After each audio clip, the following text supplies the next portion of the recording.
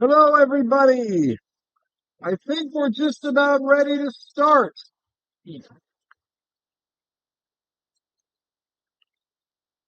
Before we start and before I introduce our hosts, I just want to check a couple of things. One, everybody here who's in the audience, make sure that you sign in, right? We want to make sure that you do that. That's one. Two, Twitch is streaming, correct? Chen, good. The Discord judges are there. At least almost as many of them as we. So you have a room full of judges on Discord, correct? Okay, good. And we're recording, right? All right, everybody. Well, welcome to the 19th annual Stony Brook University Game Programming Competition. Before we even start, I want to thank all my students for working so hard, and I want to thank the Stony Brook game developers who are hosting the event as always. We have a number of retired judges, retired presidents in attendance. No, not U.S. presidents. We're talking Stony Brook game developers presidents. Although former Stony Brook game developers presidents, you will be shocked to learn we've changed the name of the organization. It is now the Game Development and Design Club. Anyway, let's see.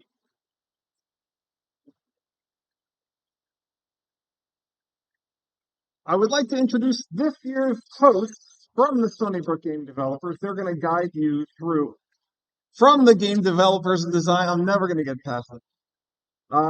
They're going to guide you through all of the games this year. Marie Yamamoto and Vishal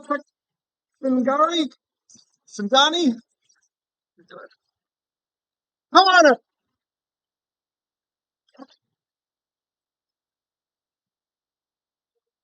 Hello, everyone, and welcome to the 19th Annual Stony Brook Game Programming Competition. To those of you here in the auditorium and to those of you tuning in on Twitch, thank you for joining us, and we're so excited for tonight's showcase. My name is Maria Yamamoto. I'm the Vice President of the Game Development and Design Club here at Stony Brook University, and I'll be one of your hosts today. Hi, everyone. My name is Vishal Singani. I am the event coordinator for the Game Development and Design Club here at Stony Brook, and I'm also the co-host of tonight's competition. We're so happy you all are here to see the hard work done by game developers here at Stony Brook, and a huge congratulations to those who worked on the games you're about to see here tonight. Before we begin, it's time to introduce the judges.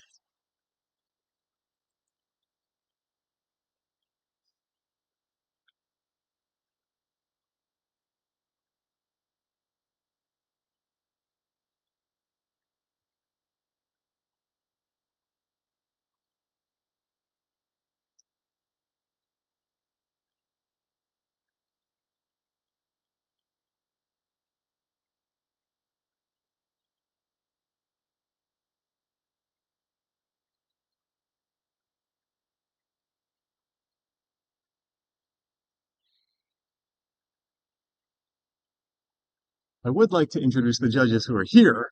Sorry about that, everybody. We have Stephen Martirano from Microsoft, right? We have Tom, who has been so good to us, Tom Rothmull. Well, we've all been good to us.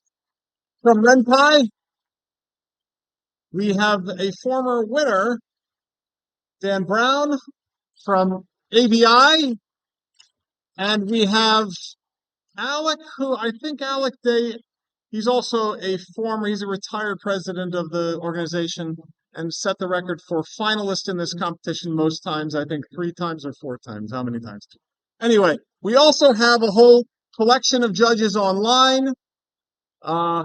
So those names are in the brochure in the program. Anyway, thank you very much.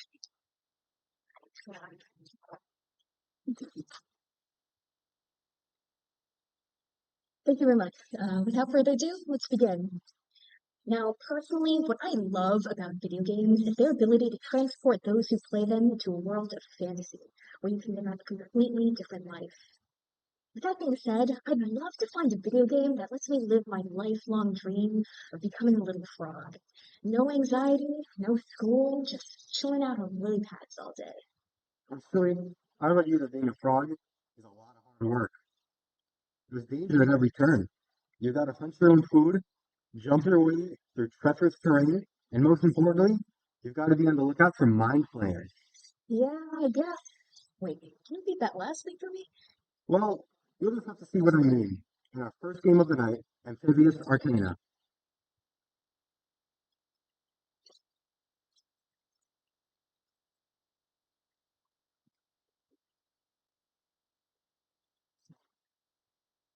Hello everyone, my name is Andrew Guo. Hello, everybody. My name is Facundo. I'm Nick. This is our game, our 2D platform game, Amphibious Arcana. So the thing we wanted our game to have was for the ability for our players to move around the map in different ways. So we came up with the power-ups to help you do so. Our game follows the player character Garrett. He's a lizard that has his power stolen from him and turned into a frog by an evil wizard. So he will travel across different settings, encountering different enemies, and unlocking new spells to help him get to the evil wizard.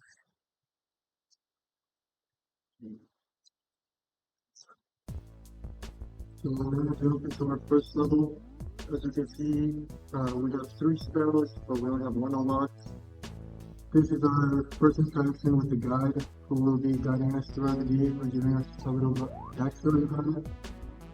As you can see, the guide explains our first ability, which is the tongue grapple, which stands and retracts.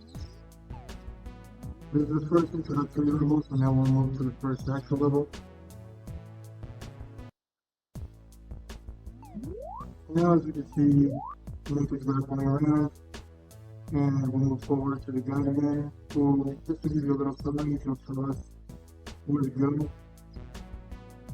The game design is based on, as you can see, the guide also explains that we can damage enemies, as well as eat them to recover some health. The first level is designed so all the paths you take are unique, and will also lead you to the end as well. So now you can see it platforming around the grapple, which is pretty intuitive. A player would run upstairs to take another path as well, and they would also be able to reach the end as well. Even if you're taking damage from the enemy, you can recover health by healing. As you can see, we made it so the background, the parallax background, so it moves in relation to the player. Now, as we reach the end of the level, we'll go into the cave as the guide has explained before, and find out what's more.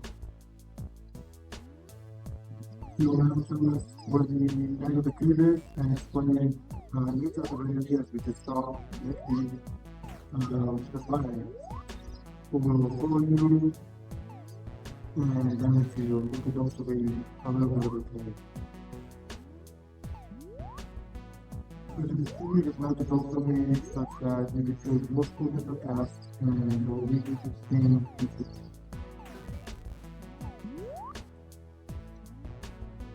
As you can see, you can follow the game explained before, the exit of the cave is at the bottom right of the map, which makes us able to get to. So now recuperate some health. And you're ready for our first boss fight.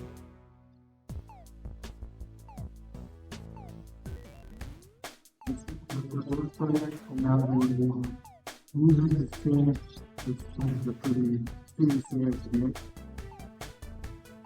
The bottom ball is just feeling is using the next spell that we're trying to get.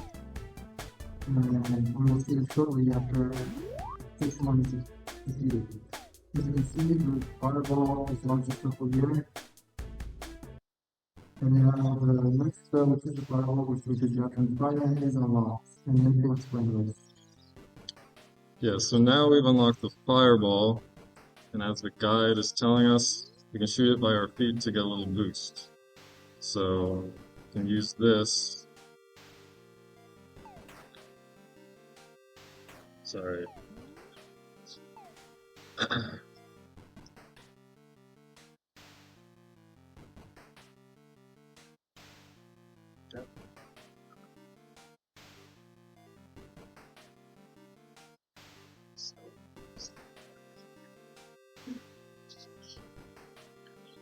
Okay, so we can shoot the fire by our feet to get a boost, and we can use that to make it up some bigger jumps like this. We can also use it to damage enemies, so it's another attack. So we'll just use that to traverse this level a bit here.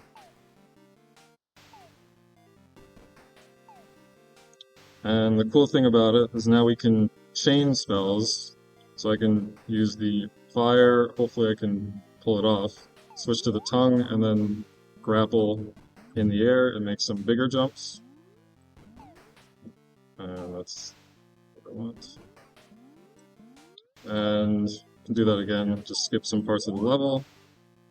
I did not, that wasn't really a skip.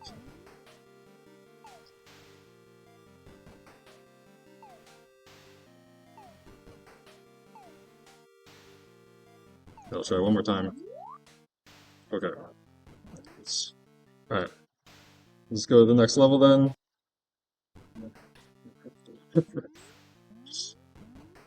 Alright, so now we're traversing this pyramid-like structure and we have a new enemy. This guy's a bit more aggressive, so he can be annoying when you're trying to do these jumps here.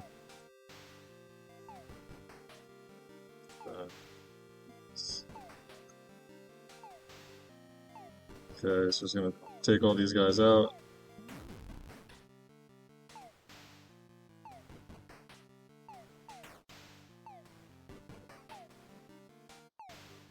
And then we're making our way to our second boss, who's just up here, and hopefully I can do this, okay. So here's our second boss. So as you might notice, this is the guide from before. So he has been mind-controlled by the evil wizard. So he's now attacking us. So we gotta beat him and free him from the mind control. So as you can see, we can fight the bosses with fire and the tongue and do a combination of different things. Okay, so here in the Dark Castle, we unlock the ice spell, and you can just use it and freeze it while it's flying in the midair to create an ice block, like there. And the thing about it is that since if you walk on it, you can also use the fire dropper on it, and you can also use the tongue to make it on. Alright, so here we have a new enemy that attacks you from range, and directly defeated him. So the thing about the ice that you can also use a regular enemy to freeze them in place to prevent them from moving their attackers for a few seconds. So after a few seconds, it will unfreeze and it will become normal again. But if you attack them while they're frozen, then use with the fireball, it'll do bonus damage. So these abilities are all designed to interact with each other. So you may sometimes need to use 2 or 3 abilities so it can do some of the areas. So once we get through the next area, we can show some of that off. Well, there we go, some use of multiple abilities.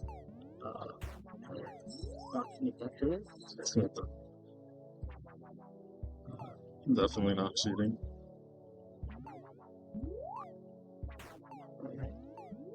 Let's just talk to get through. Okay, we made it. Yeah, so there are some more enemies here. We can use ice here to help us jump over the block. And this would also help us grapple to different areas that we previously weren't able to do before. And let's see, we have a long jump here. We can just use the ice block to help us since there are no places for us to go to. And so we jump to. to reach a very tall wall later in a bit. So that would require the use of all three abilities to normally get through it. And here we have this, and then we have another tunnel, and then we can also jump in and out of the schedule here. And then we'll head to the boss in a few seconds. Okay. So there is another demonstration of using multiple abilities. And then we come back to the boss.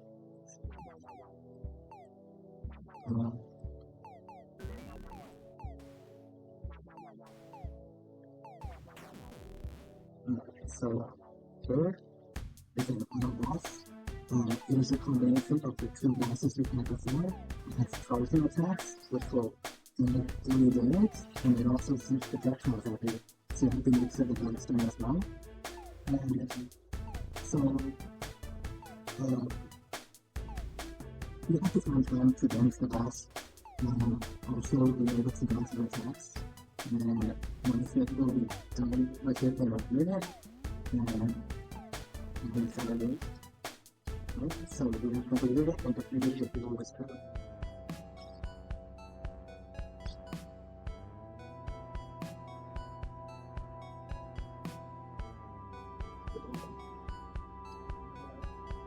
Are there any questions?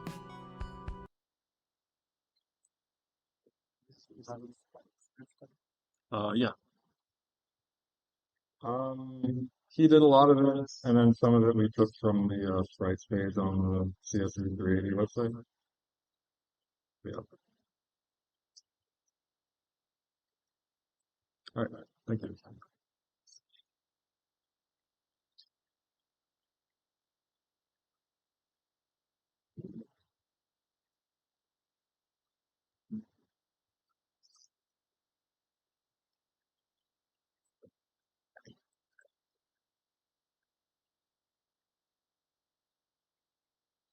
Okay. Thank you very much for a great first presentation.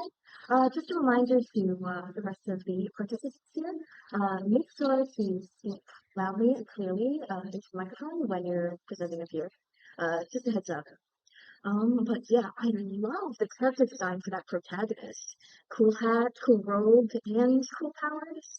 I think I could overlook all that life-threatening stuff about being a frog if it meant I could also be a fashionable wizard. Amphibious Arcana makes the job look easy. Not everyone is meant to be hopping around and shooting fireballs like that. Yeah, it's certainly not a job for the faint of heart. I think the next game on our list, though, really highlights what it takes to become a powerful spellcaster. I'm sure being a mage isn't all just going on fun adventures with a ragtag band of intrepid heroes. For sure, they dedicate and sacrifice their lives to study the arcane arts. That's like at least 4 years of schooling in a wizarding university after undergrad, and then at least 5 years of residency under another wise old magician. And that doesn't even factor in all the time spent hunting for ancient tomes and relics. And sometimes this pursuit of knowledge can take them to perilous places. After all, the best kept secrets are the most well guarded.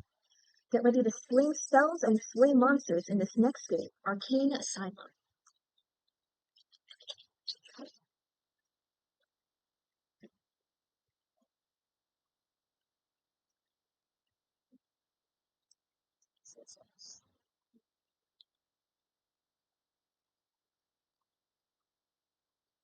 Hello everyone, I'm Noah Menashe. I'm Thomas. And I'm Calvin. And this is our game Arcade Asylum. So here we have our menu system. It's fairly basic. 6 levels that you can only get to once you unlock them. Our controls, most of this is just cheat codes to get through the game and help with development. And then most of the game is just playing with the mouse. And then our help menu, which is fairly basic. So we'll just hop right in. Yeah, so most of the functionality for the game is you have these different cards on the bottom. So cards are randomly dealt to you, and you select which card you want to use. So each one has its associated action. It's like the final you click it, it goes to spin all its after you click. But this records come in later levels, so as you go in levels, you'll unlock cards. Then you can change what the deck you have that rotates the cards in your hand on the left. So when you run out of cards, you will get 3 new cards. And you can also click redraw to draw 3 new cards on your tab. And release what you're going to have. Sometimes like that card, the meditative, will reset. It'll add 2 new cards to your current deck. And you can use on top of your other 2 cards in the other deck. And that's mostly it with cards. Yeah, this is just the starting deck, so you have Missile, Gust, Meditate, and 1 Fireball there. But there are more cards as you progress in. Each level takes 2.5 minutes, and then once the time is up, you've completed the level.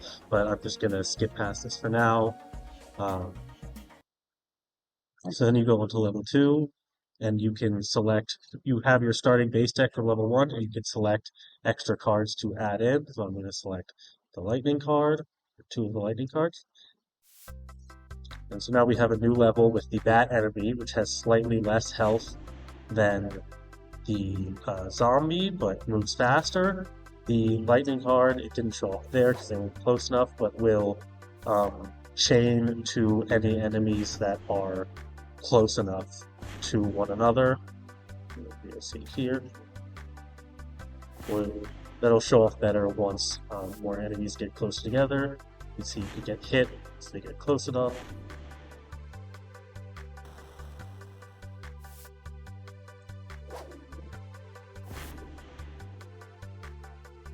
And so every card has a time penalty that depends on the card. You can see at the bottom. And redrawing your hand, as well as when you run out of cards, also costs a time penalty.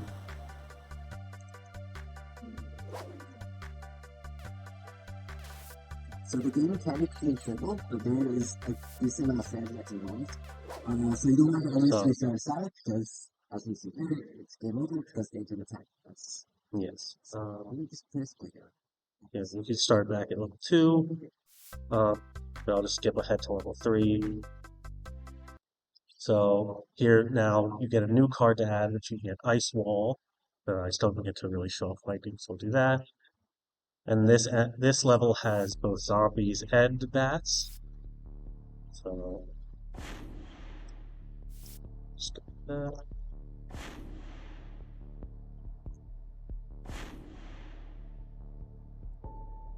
Here, so there's 2 zombies here, so if I use a lightning card, it'll hit both of them. And that could chain essentially an infinite number of times, depending on how many enemies are close together. Fireball would hit both of them. And so, let's try to get the Ice Wall. So if you have Ice Wall, you can put that down, and then I'll stay there for a few seconds, and any enemy that comes into it will be stuck and not be able to move.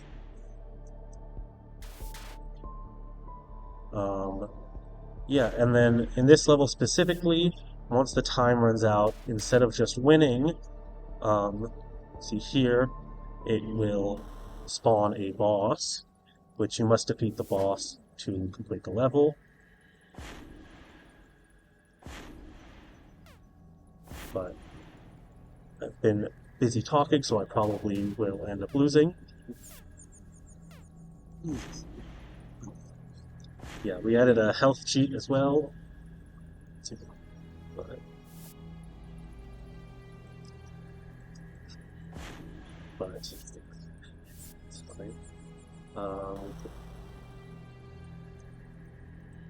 But yeah, so once you defeat the boss, then you will complete the level. Currently, we have activated a health cheat, so I won't die. But I'll just focus on the boss. You can push the boss back.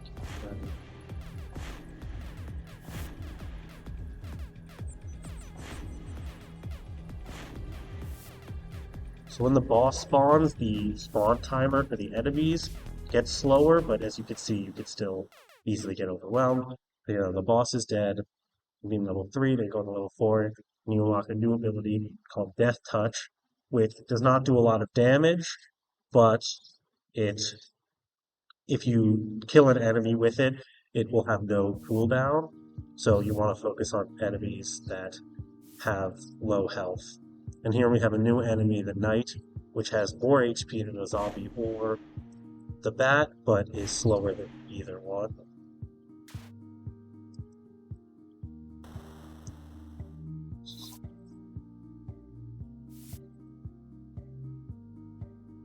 So you can see the Knight died to that attack, and my penalty meter did not go down.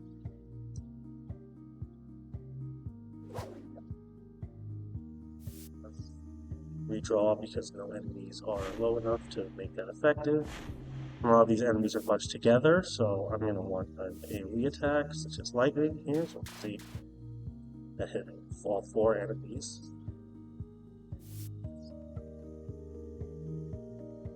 Then, yeah, that's basically it for that level, so on. Now, we unlock the final card, which is Time Stop, which, okay, so something's weird. I don't know, just something weird has occurred here, so I'm just gonna skip past that. Just go on to level 6 just to show off. At the end of level 6, there is a final boss, which is the Lich. It is similar to the level 3 boss, where once the timer runs out, the Lich spawns, and then you have to kill the Lich to beat the level. Because I just spawned into this level with a cheat code, I do not have access to the newer cards, but you just simply have to like this. As you can see, the Lich has a lot of health, but it's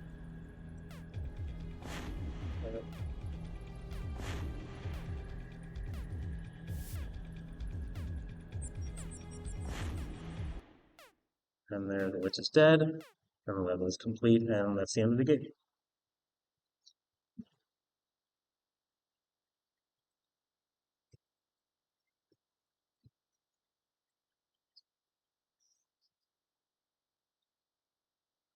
Any questions from the judges?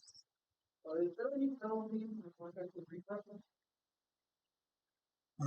Yes, the redraw has, I believe, about a 4-second penalty, so it's more than any of the cards individually, so it does give you a cooldown to use more cards, but it's still worth it if you have no usable cards.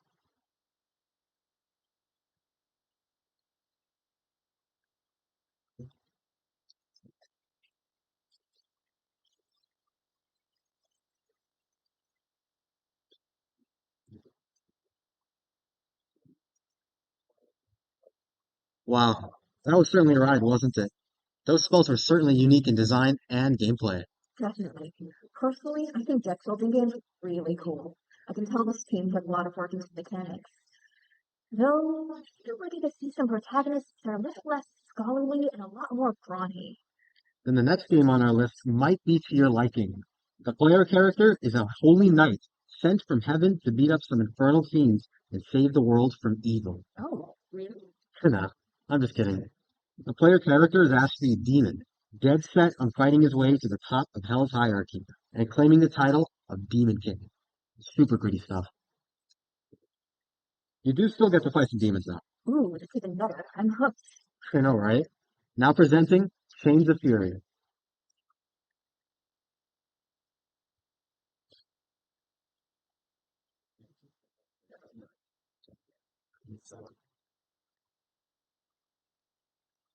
Where's the...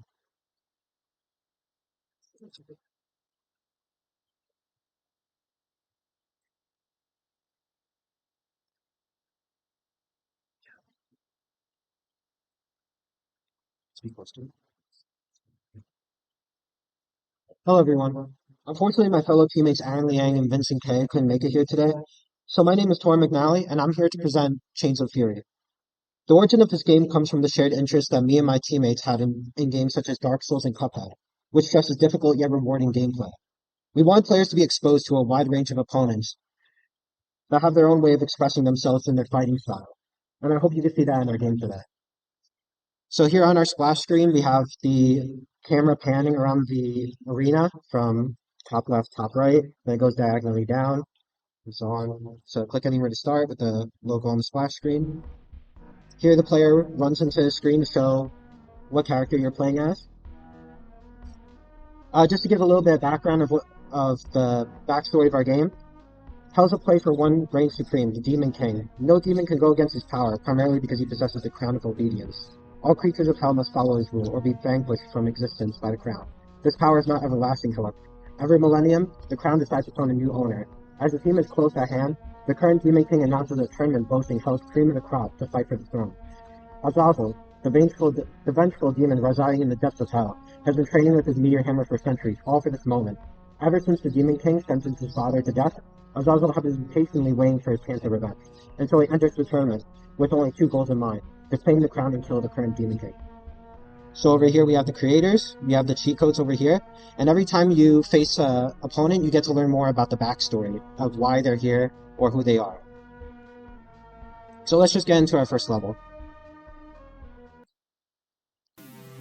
Our first boss is going to be a Moondog. You fight in this arena. At first he spawns these smaller dogs that don't attack you at first, they circle around you.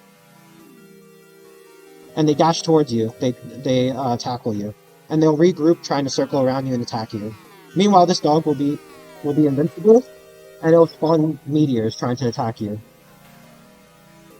Usually these smaller dogs take a couple more hits, but you have to get them all after they charge you.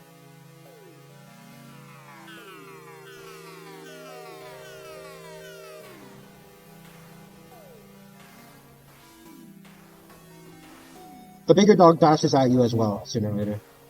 Like that.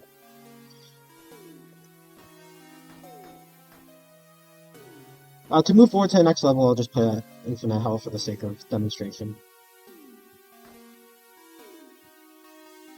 Spawns more meteors.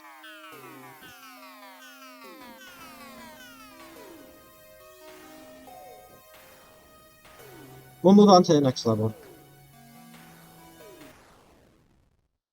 And I'll show the message saying opponent vanquished. The second level is a Darkstalker, which has a very different playstyle compared to what the Moondog had, where he summons eyes and it can telegraph lasers towards you, using his eye minions. He can also create a wall around him with mines that explode after a couple of seconds. And he can also teleport, retreat to spawn more of these eyes, and he can also make spell circles, which are homing missiles. After a while, it'll just fly away, hitting the wall.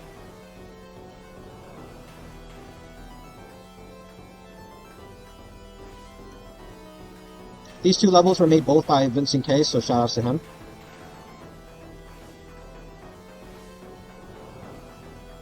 And those are the only attacks he has right now, so let's move on to the next level, because there's a lot to cover.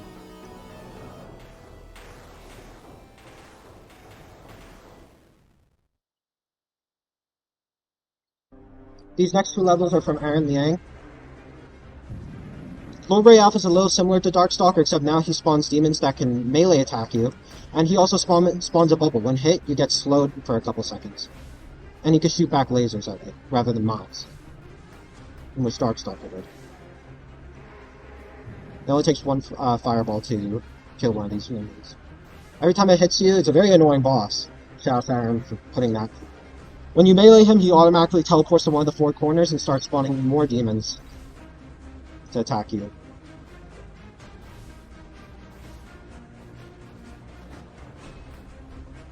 Let's see if I can show when he throws the bubble. Let's see if he does it. I'll put on Infinite Health for the sake of that. But I keep summoning more. It's a random chance whether he'll do it or not. There it is, and he gets slowed, which allows the minions to attack you even more. Fourth level is punishing, to say the least. The Reaper just runs straight at you to sweep at you, and he can teleport to throw these beams. If you're in this circle, you insta-die. He'll teleport around to throw beams at you from the other side of the stage. It's a very simple game plan, but it's quite punishing. That's all we have for this boss, so let's...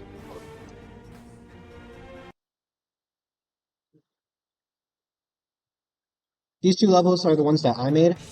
This one is called Satan's Blade. Rather than the Reaper who runs straight at you, this one is more formidable. More courageous, to say the least. Oh shoot, my bad. We'll move on to the 6th level and then we'll go back to that one. Demon King borrows a lot of abilities from the other bosses. The reason why he made it as Demon King is because he has the ability to copy other people's abilities. He also has a couple of abilities of his own. For example, he could dash at you like the Reaper or the Sword, and he could summon more of these death circles, unlike the Reaper who could just spawn one. He can also build a Skull Shield. Let's see if he does it now. It's a random probability.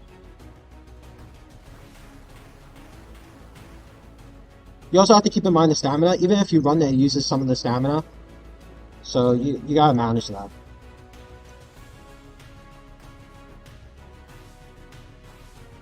I'm getting really unlucky right now.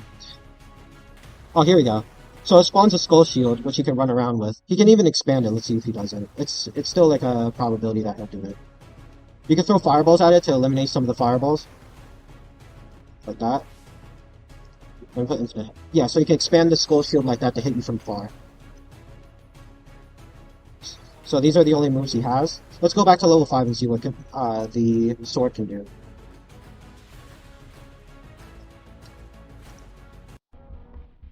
Also, when you beat the game, when you come back in the menu, the player has a crown on it.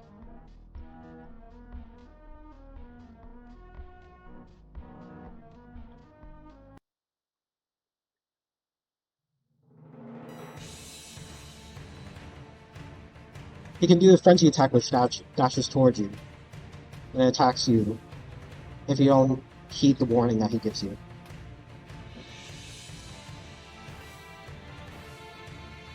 For sake of time, I'll move on to the phase he has when he has half health.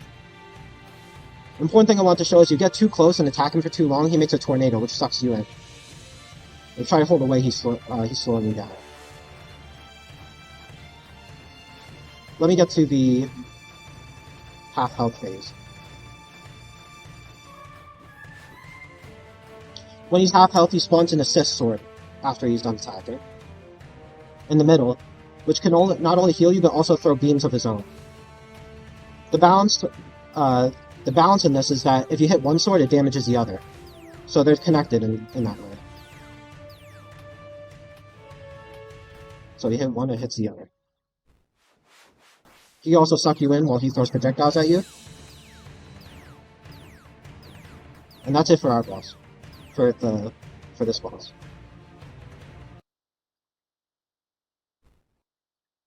That was not supposed to happen, I'm not gonna lie. And it crashed. I don't know why.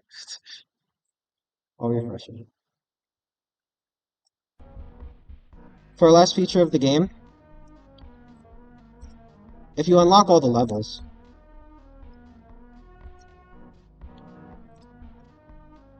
you get to see the backstory of something. Sorry, I clicked on the wrong one. So, a warrior from a distant land does not appear to be a demon, but he appears to be after the crown. He has some interesting tricks up his sleeve. So, that's just one of the backstory, just to show what you can have it for. Maybe someone. Oh, okay. Does anybody have any questions?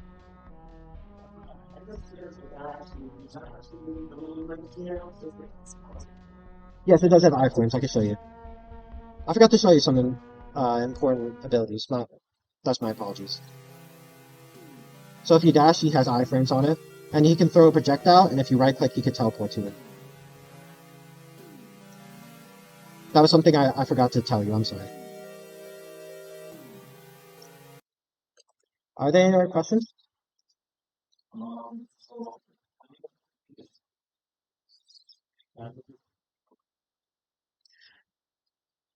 It had to do with storing the first. So what we did was every time it walked or moved, we had a timer of when it first walked, and every frame we're subtracting the change in time. And when it reaches zero, then we, from a random chance, we decide which phase to go to, which move to use.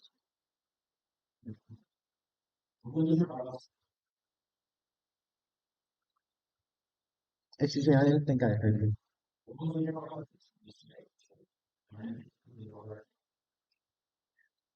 We kind of wanted to use the knowledge of the original bosses. So the first boss is a little easier. It settles the player into what our game is about, dashing and minions. But then as it gets more difficult, similar to, the Mind Flayer is much harder than the Darkstalker. It shares similar abilities, but they're a lot stronger and less and harder to predict. And the Demon King tries to borrow everything from past levels to test you to see if you truly learn it, or if you are worthy of claiming yourself as a Demon King.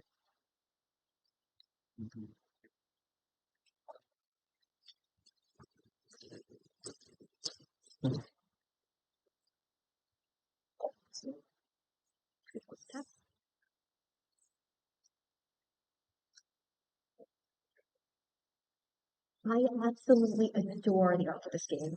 Each boss design was really memorable and equally terrifying. It pairs with the gameplay super well. I also really like the combat mechanics for this game. The abilities were quite intuitive, and the bosses were really challenging.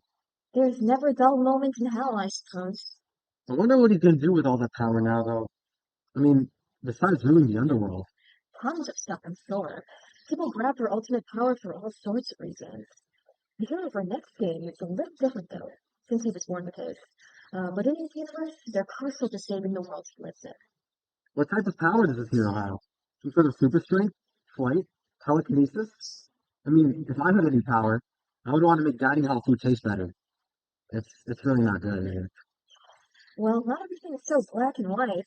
Or, just like in our next game, maybe it is actually. Up now is Dimension God.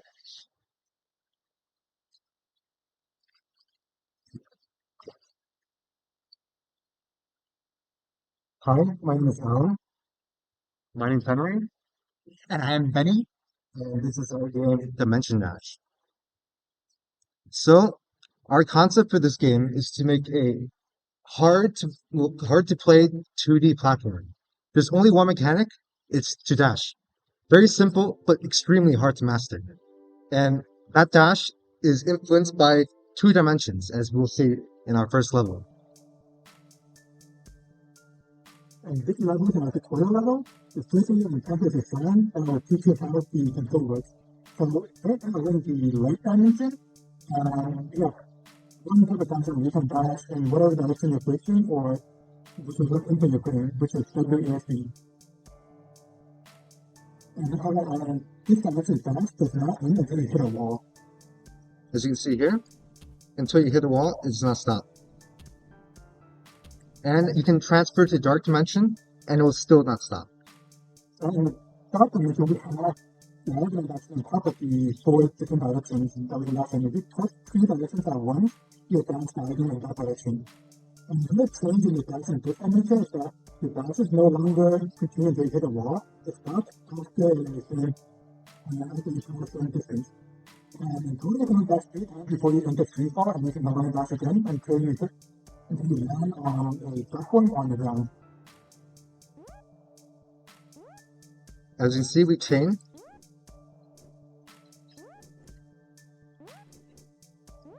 And right here, we're into our first tracks with our spikes. And that was also our first click that was into a watermelon. And so what purpose of watermelon is, once you beat every level and you collect every single melon, you have 2 special levels, which is extremely hard, which is will put you in the test, will put you in a game contest. And we can see, after we complete, you can see the score in the level select. And the thing that you feel like you really want to speedrun a game, like I don't like spending like way too much time playing the game just to compute each other's score. Like I would do like maybe like 50 seconds, I was trying to beat that 50 seconds, trying to get it in 49 seconds, and I was just spending way too much time on that. And then here are EX levels, the extremely hard ones. And then they give a tip. to explain how to unlock. We'll get to that later. And there's practice mode for later too. There's a level 2. Okay, so this is level 2, and the main purpose of this level is to introduce a new kind of trap, which is the arrow trap, and also it showcases basically how transitioning between a dimension with dashes work. So, as we mentioned before, in the dark dimension you have 3 dashes, but in the light dimension you can dash as many times as you want. Can you go back and play it? Thank you. So light dash, you can dash as much times as you want, as long as you hit a surface, but in the dark, you can dash 3 times. So when you transition from dark to light, you get dashes back, because you're in light dimension now. So in this case, you can dash more than 3 times. And I missed melon, so I just replayed it and get that. Yeah, to get that melon. And also, go back and show how it updated to level 2, yeah. So, for our level collection, for the scores, the priority goes between melon, time, and then depth. So it takes the best melon score, and then if you collect all melon, it takes your best time score, and then after that, it takes your best depth score. Yeah. And this is why the reason why melons are so much more important is because of how difficult they are to get into later levels, as you'll see in the future. Yeah. And then here is level 3. In level 3, we have the platform trap. We have platforms. Right? Yeah, he's having. So we have restarting, and that's by pressing R we can restart, and that's what he's doing right now. So platforms. So in this game, there's a really interesting way to traverse using platforms that you just saw earlier, which is by using the light dash. Since you have infinite dashes, by hitting your head onto the platform, you can dash as much as you want and travel with the platform. Alright, so it starts to get hard here, so I'm going to turn on our practice mode, just in case I fail. In practice mode, you have the ability to turn on invincibility, so you can go touch a spike and you're not going to die. I'll turn it off for now. Okay. And in this level, the main idea is to show and really don't stop. In the light dimension, as Alan showed here, the only way incredibly early, but it can actually reach you if you could have, with the light guys, you can't stop and get away to it. And go right for the door. You have to keep going until you hit the one at it, stuff and make your way back. And then you hit the level. Right. To finish the level. I'll turn invincibility here because this part's really hard. Alright, I got it without it anyways, it's fine. Yeah,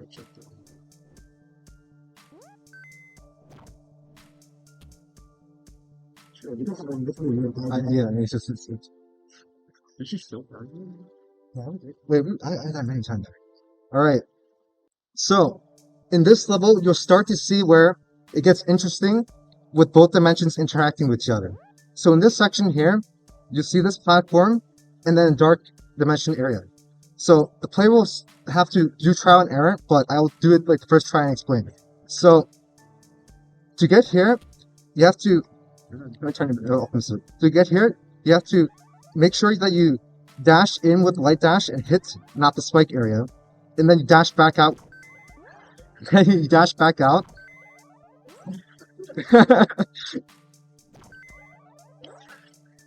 All right, one try. Alright, I'll turn it back on now.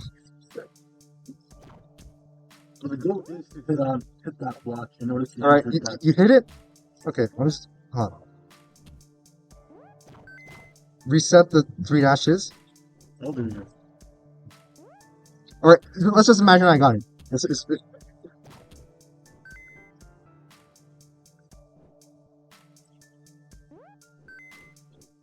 Alright. So in this section, some people might first decide to dash in and then go there, but then you have only 3 dashes when you transition. Because of that, you use 1 dash to get off the platform, and you have 2 dashes left. So that's 1 dash, 2 dashes, and now you're dead, because you can't dash anymore. So, with trial and error, the player will first jump through, that's 1 dash, 2 dash, last dash only, and then you're safely right here. So the dash is in the... I'll set a checkpoint here. Respawn right there. And then here, the other interaction between the 2 dimensions here is that if I dash too early, I get stuck in the white zone, and I'll be stuck into dashing up into the spike. So what you want to do is make sure you dash a little bit, and then you fall back down so you can dash with the black dimension, and you can go safely to the door. And then here's the next level, level 6. There's a bunch of empty space here, so we have to do a lot of exploring, but I won't do that right here, because that'll take a lot of time. Turn on this button. It's fine.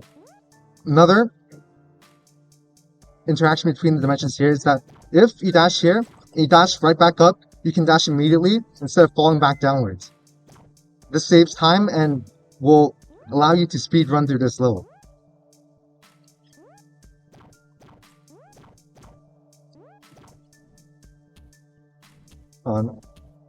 Another speed run tactic that Benny invented was I missed it, was to use this platform here, and you dash into it. That way you can fall right directly here, but of course I missed it here. It's very hard to edit.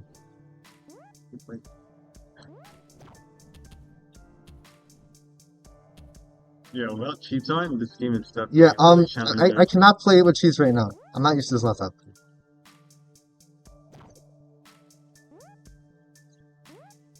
Here's an extension of the platform technique where you have to transfer between 2 different platforms, moving at the same time.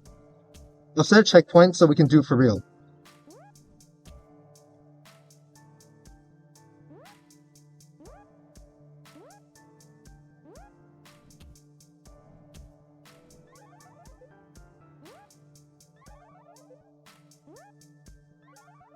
Reset. Sorry, No, you have to get the timing correct here. You have to wait until this pop comes back before you can go again. Timing is very key to this game, so you have to play through each section a lot of times to get it correct. I'm going to skip here because he's doing.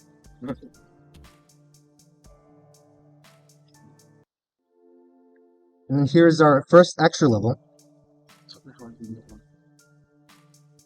This section here, you have to first examine how there's one pocket of a light dimension here, and then you explore it. You can see the melons over there. The platform comes back, and then that's white dimension right over there. So, with the knowledge you gained from all previous levels completing perfectly, you will know that you dash in. Sorry, let me get the time correctly. You dash in, and you dash back to the platform. If I timed it properly, it will hit the platform right here, and it will drop you on this platform safely, so I can dodge the air and the spikes together. Let me get it one more time.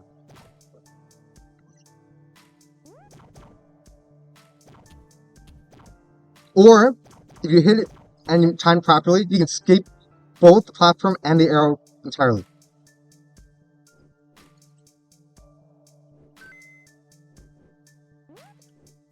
Here, you have to have knowledge of how the dashes work to maximize your distance here, or you hit the spikes and you die. So, I found out how to do this by just dashing one time, but diagonally 2 times. Another pocket, go up, and skip this safely. In this section, there's many ways of solving it. So initially, someone might see this platform, want to go on top of it, jump up, see how there's a platform moving there.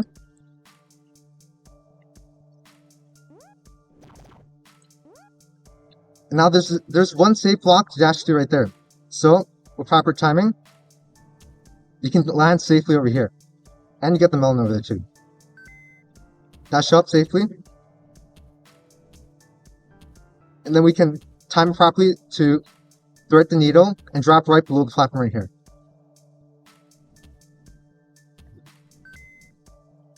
Do the same thing for here and here too. I'll set a checkpoint here to show how you dash here. You see a melon here? You could just drop down with reaction time and get it properly. Or, with more game knowledge, you'll see that it's exactly the height here. You'll be safe by immediately getting it by dashing at the same level. Set another checkpoint. Right here, we can see how this is only safe in this area, so you have to dash with enough distance to hit this properly, and then move over without. without dying. But the tricky part here is if you move too early, you'll hit the spike and die. So you have to time it properly so you hit the ceiling, you have slight delay, and then you can move safely to the platform right here. Another section where you can solve in two different ways. You can go the dark direction immediately and dash 2 times and you'll fall safely.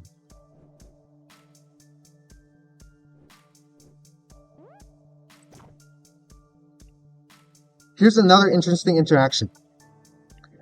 Seeing how the platform moves at a variable distance, you can make sure that you dash immediately into the white zone so you can dash upwards to safety. I'll showcase this here. It's going to move back. I can dash up. Now I'm safe. I got the melon too. And I can watch for the arrows to respawn and run through safely. Set a new checkpoint. Now, here, you don't want to dash too early, because you'll be stuck in the light dimension, and then you'll die. Hold on. You fall through, you go directly through the spikes. Hold on.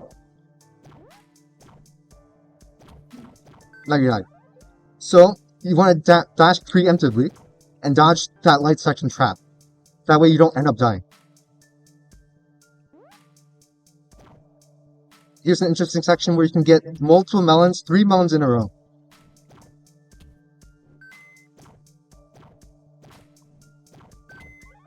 Fun.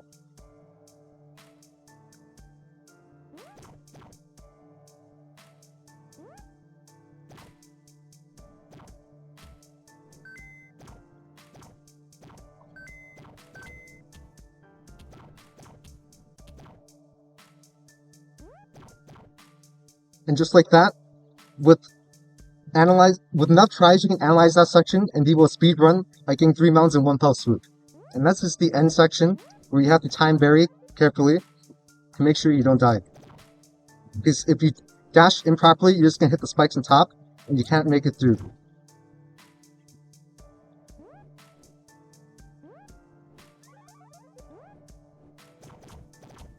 Like that, you can use the light section to instantly dash up until the platform will allow you to get safely to the next level. And this might be a large level compared to the other ones, but every single section is tested to make sure that it's not wasted. Every single section is dense, and it's a challenge for the player to figure it out. So it's not just huge for the sake of being large. Every single section is necessary to test the player's skills. But something like this extra level 2 here is not dense at all if you see the picture. It's just a bunch of empty space with a bunch of with only tiny bits of platforms. And using your knowledge of the white dash, it's more of just figuring out how and when you want to dash. Oh, we're out of time? Okay. That's it. Yeah.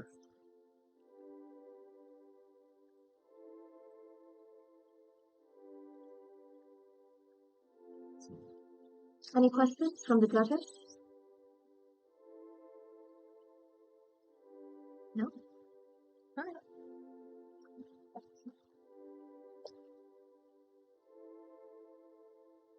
You know, I'm such a huge fan about how each area has such distinct rules.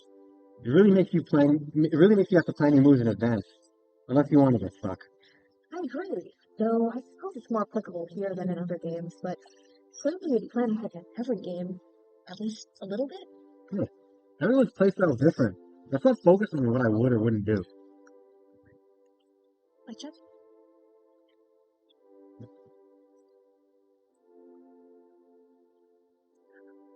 Okay, this is just a quick mic fix thing. Okay.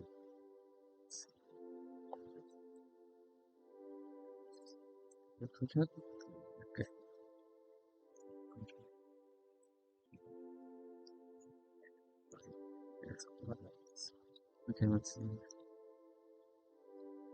Let's see. Is the audio clear right now? Twitch chat, is the audio clear?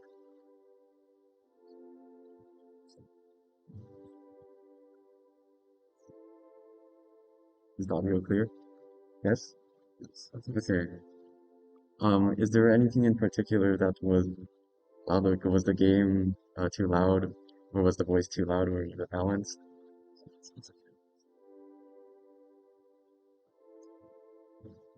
No issues? Oh. Let's see.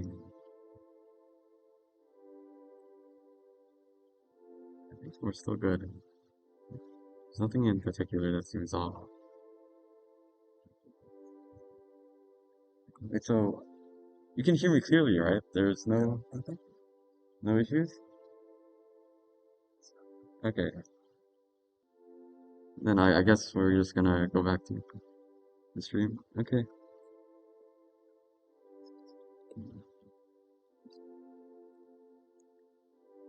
Okay, well, back to next year.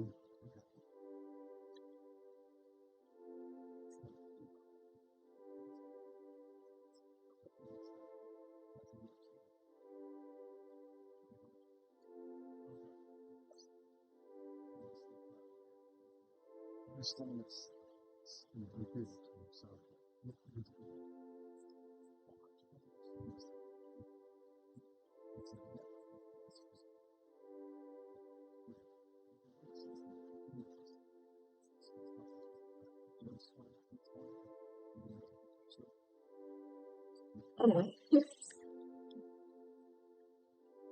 I really can't imagine how scary living through something like Dimension Death. Being stuck in an odd, foreign place with no way out, and the only person you can rely on is yourself. I'd crack under the pressure pretty fast. I mean, we know what that's like. We're college students. But I know what you mean. That situation is quite the setting for a game. What were you leading up to with that? Well, in our next game, you play as someone isolated from everything he knows, trying to fend for himself in a strange new world. It's a little outbreak, steeped in suspense. Up now is Echoes of the Subterra.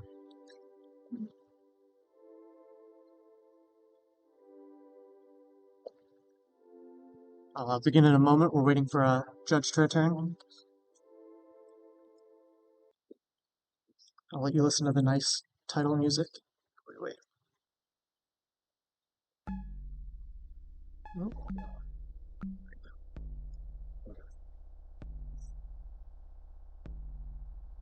All right, so this is Echoes of the Subterra, a game I worked on with David Way and Han Yan, who aren't here today.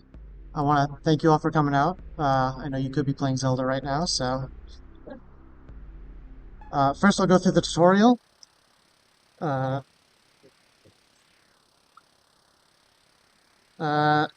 controls are pretty simple. You are a plane with a headlight, which you can switch off and on with J. There's a little bar at the top for how much energy you have left. You need to navigate through some obstacles. You can fly through these electric fields to recharge your battery.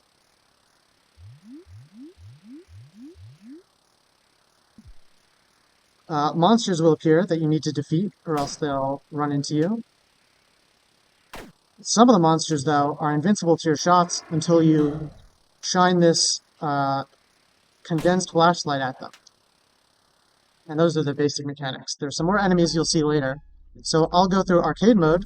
Maybe I can get a high score.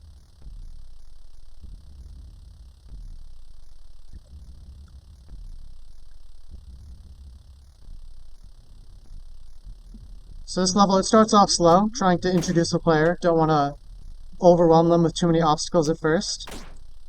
When you're using this narrow headlight, you actually turn slower, and you can see where you're aiming, so it's useful to aim at the enemies.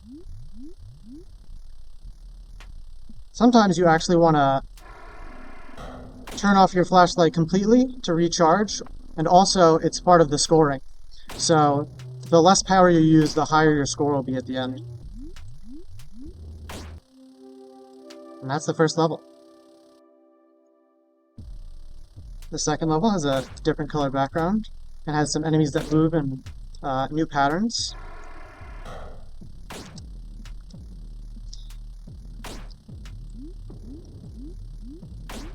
You can see there's a muzzle flash every time I fire. This enemy spins, so you need to time your shots to be able to kill them. In order to make sure the player has an opportunity to figure this out, the first one doesn't actually start moving towards you for a long time, so you have some time to figure out that that's what you're supposed to do.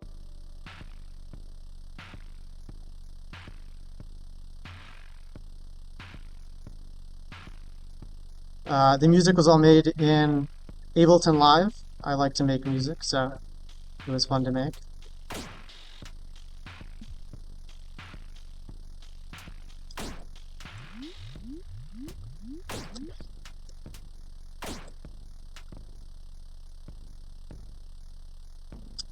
Here are some paths that you have to navigate through carefully.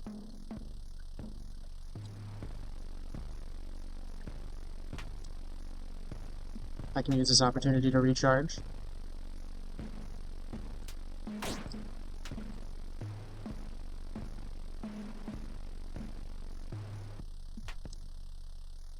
You can see that the electric lights also cast some light. Just barely got that guy.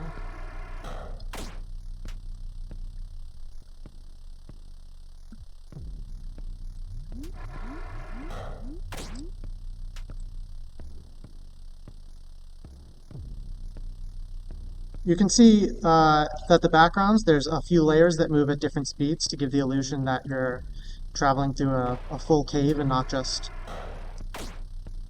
in a single space.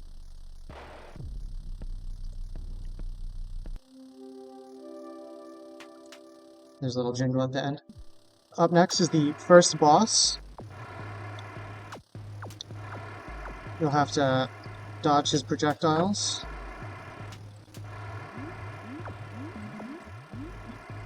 In order to make it fair, the plane has only a few tiny hitboxes that move when you move, so that you can actually dodge the projectiles up close.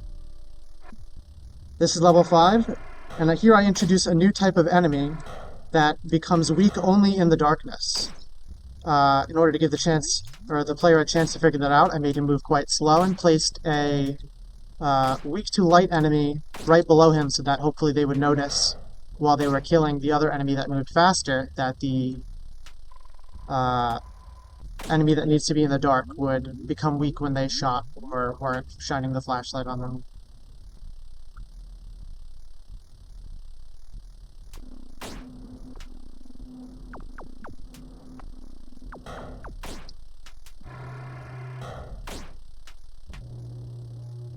I was careful to make the music match the tone. It's very spooky and sort of dark ambient.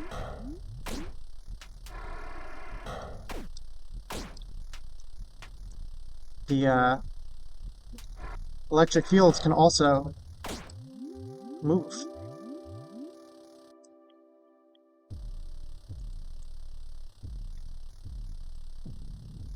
There's 12 levels in total, so we're nearing the halfway point.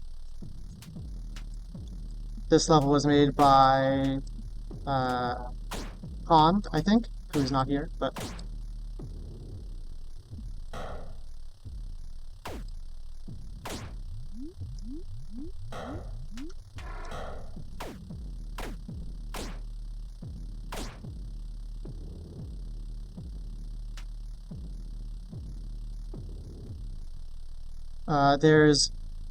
in the background, there's actually a noise texture that I sampled to make it look like it's foggy.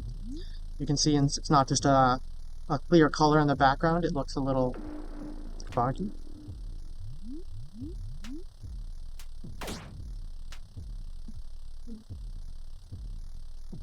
You can tell that these paths are the same as the other level because the levels are made up of reusable components that can be used in different places or modified to spawn at different locations while still maintaining all of their properties.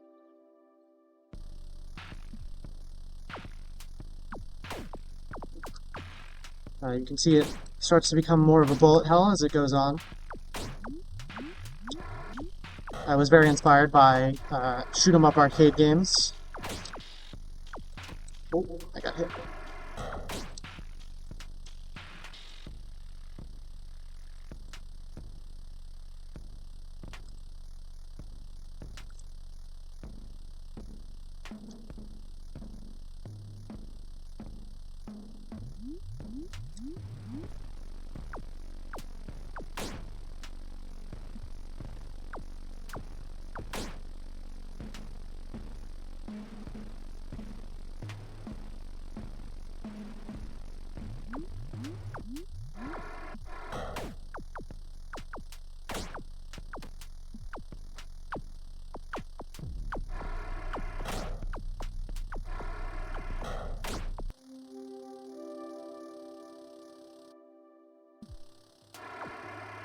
This is the second boss. He has different shooting patterns than the first one, and has a little more health.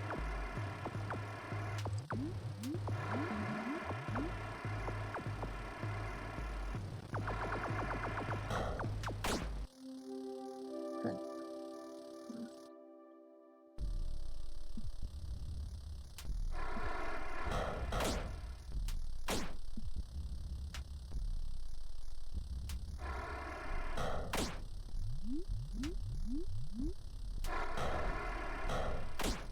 Hopefully I won't die, but if I had died,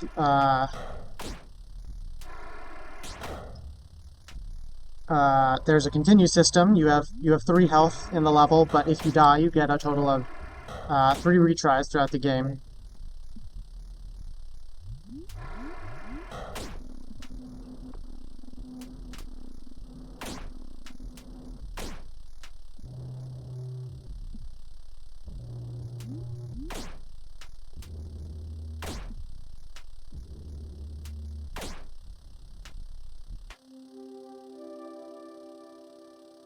I think we're coming up on the 10th level. Yeah.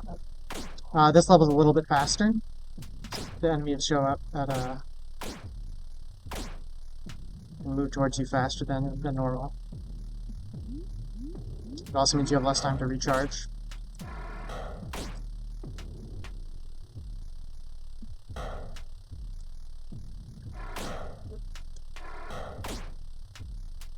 The weak to dark enemies are usually placed near the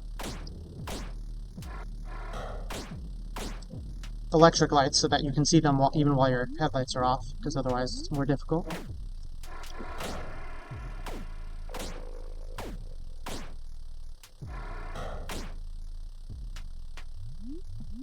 When your power starts running out, your headlight becomes less bright until it completely shuts off.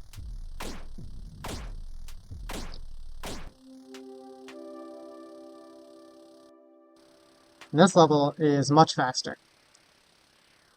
It's about twice as fast as the normal levels.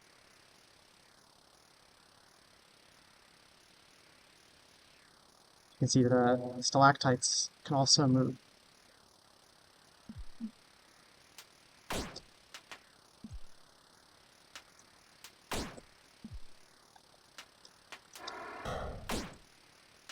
In these faster levels, it takes a little less time to weaken the enemies because you have less time to react to them.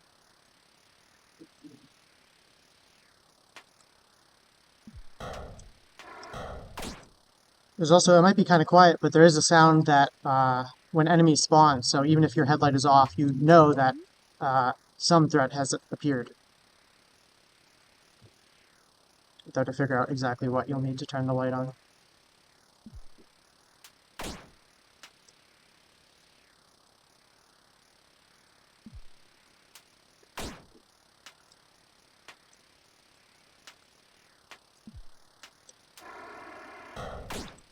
Okay, so we should be approaching the final boss. I'm going to focus because this boss is pretty difficult.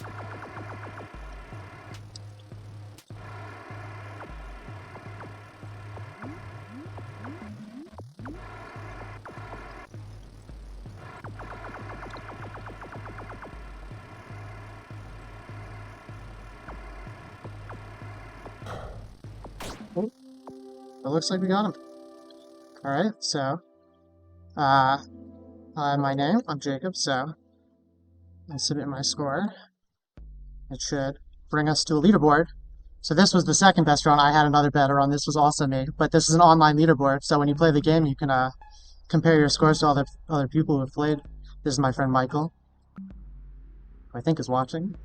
But yeah, so there's a leaderboard just to see how good you did and to encourage you to do better. It's sorted first by what level you were on, then how much damage you took, and then how much power you used. So that's another incentive to turn the headlight off. And I think that's pretty much it.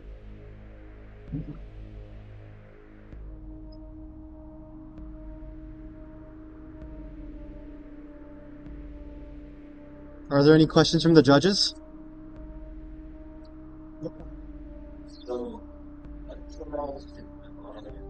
The lighting effect uses a technique called deferred rendering, where you first render the entire screen as it would look normally. I can actually show you, I think, really quickly. First, we just render this, and then for each light, we use that texture to sample, and we calculate for each light what it would look like at that point, and then at the end, we add all those together to get the final result, where all the lights are, and like you can see all of them.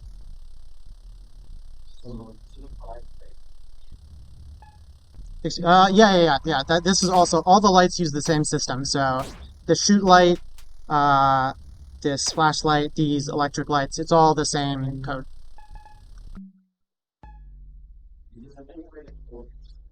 No, there's no way to control your speed. I considered adding it, but it increases the complexity of the design a lot.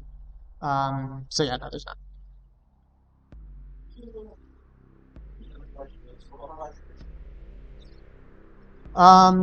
So I did most of the work. My teammates made a few of the levels, and they worked on some of the GUI for the title screen, and they did some of the early work on the tutorial.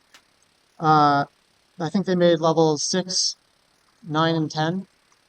But this was sort of a passion project, so I kind of just worked feverishly on it for the last month. Okay.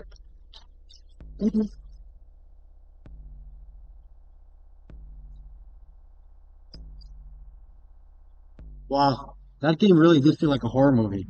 Stuck in a cave with just a scarce battery of your flashlight is not something that I want to happen anytime soon. Yeah, let's not go exploring a cave near Stony Brook. I'm not sure what would happen if we went into any abandoned area on Long Island. I mean, it's Long Island. Isn't almost everywhere practically abandoned? I'll take your word for it. Speaking of unsettling stuff, though, are you in the mood to check out a puzzle game? Oh, I love puzzle games. Especially those with an interesting premise. Like a night shift janitor, who gets locked in the building they work in after hours. Wow, that's suspiciously specific. By chance, does your hypothetical premise also involve a little bit of job-induced insanity? I mean, maybe it does, maybe it doesn't. But I do love relatable protagonists. And finals are definitely making me feel like I'm going crazy. Seems like you would really enjoy playing our next game then. So, don't fall asleep just yet, because up next is Infinite Night.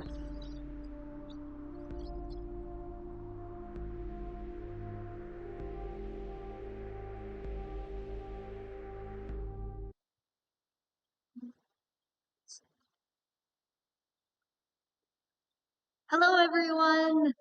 Our team made this game, Infinite Night. So, my name is Isabella. My name is Jay. This is Chongfa.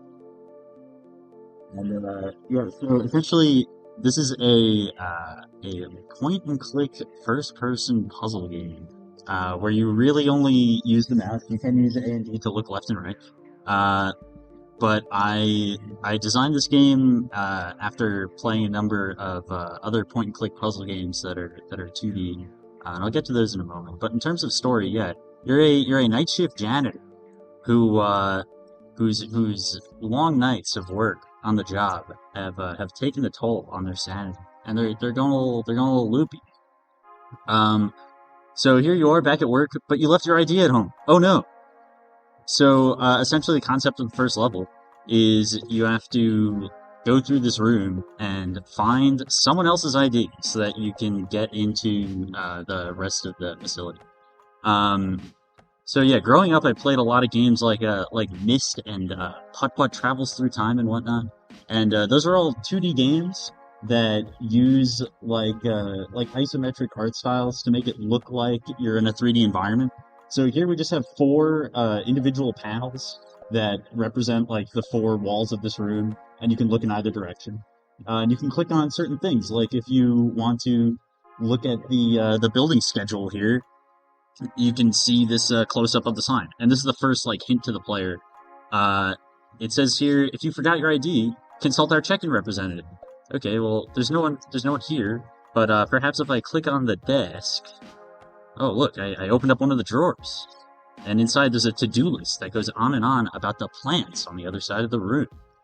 So maybe I'll go look at the plants. First, I'll look at this clock. Oh, it's just a clock. Okay, no information there. But inside this plant, oh look, there's a key. How wacky! The phone is dead. And if I'm like, oh, maybe the key lets me get in here. Nah, it doesn't. I still need someone else's ID. So maybe I'll look back in here. Oh, the other drawer was locked, and the key allowed me to open it. So I can steal this fellow's ID and use it to get through the level. Oh, look at that. It worked. And here's level 2. I'm gonna talk about the level 2 of the game, which is the breakout room. The main task of the player is to clean up every items and have interaction with the item. Just a microwave. When you leave, you request a 4-digit passcode to leave the office. When you cancel, there's a small hint for that. It says, what time is it? You go here, there's a fridge. No need to clean it. A faucet. And you look at the clock here. It says that the time starts at 12:22. That's probably the passcode it requests. Let's try it. You can interact with all these items that might be necessary or important. I don't have time to look at that picture. Coffee. Let's try the passcode. The part of this level is quite straightforward, but the difficulty increased by level. This is the office. So here, the elevator is out of electricity. So there's a hint saying that there must be a temporary charger somewhere. You interact with the items. You go around. You see there's a keyboard with 6 keys highlighted. You keep that in mind. You click around and you find information to escape. Oh, there's a locker.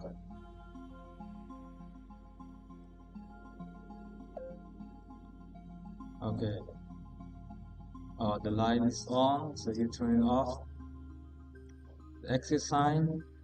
There's a hint that saying that you need to use the elevator to escape. Oh, it's a rat. And there's an interesting part that when you click on it a second time, the rat go away. Oh, you found a key that might be useful to open something. Let's open up the locker. There's a charger, temporary charger that you can use the elevator. But access denied, so I should remember my ID back at home.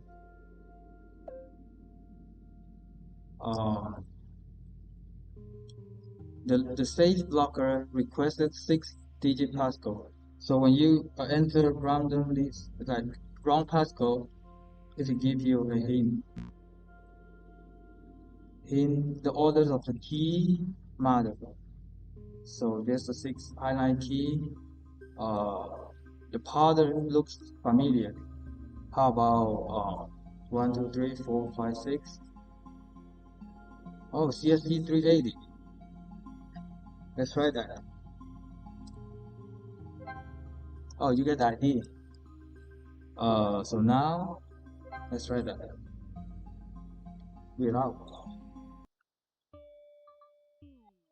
Okay, so moving on to level 4, which is the level that I designed. So here we have like you're stuck in the elevator. Like from the previous level, the elevator wasn't working, so you needed a charger to get through. But well, that only worked for a little bit of time. So now the elevator's dead. Like, what on earth are you going to do? Like maybe there's something around here that can help you get out. So as this is a puzzle game, it's like a lot of the time, like the player will just kind of be like clicking around, searching for like any clues. Oh, this is kind of a fun little detail here. So we have a directory, but you can kind of see like what's going on. Like on the elevator display, it says that we're on level B4, but there's only 3 floors here. Like, what? So then moving on, when you just kind of like explore a little more, there's like a help box that all elevators are usually equipped with, but unfortunately the power is basically out. It's like the power is really intermittent, so you can't call for help. You have to save yourself. So looking around, there's like a ladder. Like you can use it to climb up anywhere, but is that really useful? Like, I don't know. You tell me. So if you look at the stock graphic, there's something here that like many people might just like click on it and it's like, oh, that's it. But if you really read into like the graphic, like in a pinch and need a hint, like invest in wolf coin, need help, just hit that W and things will look up soon. Need to get back down, hit that S and you'll be back on Earth. Like, what does that mean? But if you really think about it, like, our controls are the A and D keys to go left and right. But what's unique about this level that this graphic gives a huge hint about, like, hit that W? Like, what happens? You look up. So then you look right into the ceiling of the elevator, and you can see right here there's a trapdoor. And it won't budge. Maybe if you had a rod or something that can bash it open. If you look back down, like, oh, look, there's a rod right here. So then if you click on that, well, you need a tool of some sort. But I'll let, like, anyone who wants to play figure that out. So let's go to the next level. So then here we're stuck in the boiler room. So it's like, what's going on? So then here, this is the elevator that was not working. So what's interesting about this level is that there's 2 different ways that you can go. You can, let me just, for time's sake, you have the option of fixing like the electricity. So then like the power's up and working, and then you can like go through the elevator if you want, and that will bring you right back to the start. But let's see what the next level's about. So then let's kind of speed run this. So there's a key, and then if you want to go through the door, it fits into the lock. So then let's go into this room.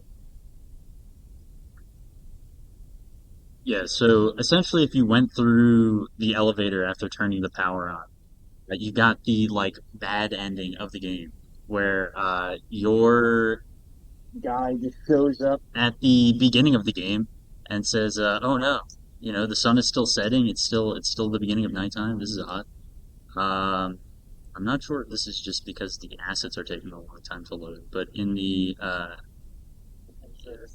yeah, because for time reasons, I will do this. Okay, so this is the final level.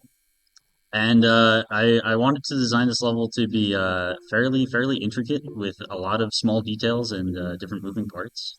Um, so there's this diagnostics thing that tells you to wear safety goggles.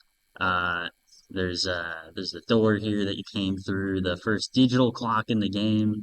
Um, and there's this data board thing, and then there's all of these little knickknacks here on this shelf.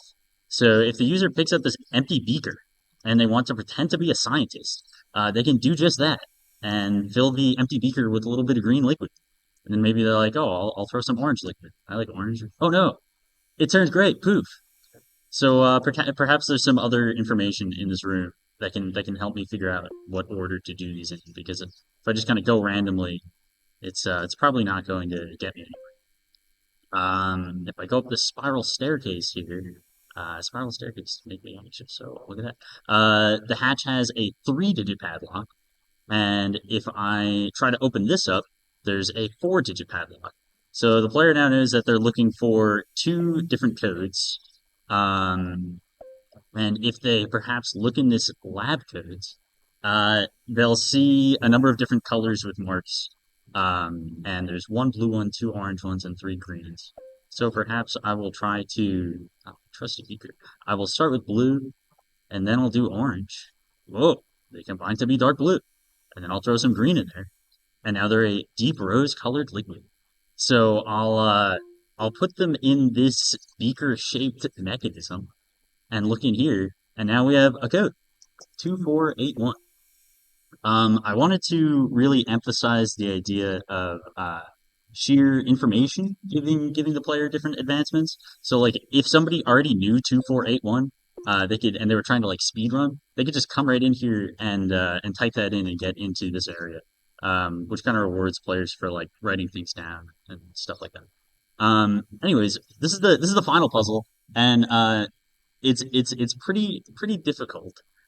Um, but what the player is supposed to do is realize that the clocks are in the same setup as these beakers, and then be like, oh, I did this one first, then this one, and then this one. So maybe I'll look at the clocks in that order. And this one appears to be at 5. This one's at 1, and this one is at 8. So if I try 518, and explosive. You got it. You did. And then you're greeted with this little rewarding flavor text here. The warm rays of sunshine grace your skin as you exit from the trap door. For a brief moment, you feel peace. But when you look up, your boss is standing over you, glaring in a way you've seen far too many times before. How many times do I have to tell you? Your job is to clean. Get out of here at once. You may have made it out of the spooky elevator building alive, but it looks like you'll be in need for some new employment. If you were to go through the other exit in level 5, then you would get a similar text box like this, but it would essentially say, "Oh, it's still the beginning of nighttime. That's very odd. I guess I'll try to keep working through my shift." And then you have to play through the whole thing and go for the alternate ender. Um, but yeah, that's the end of our game.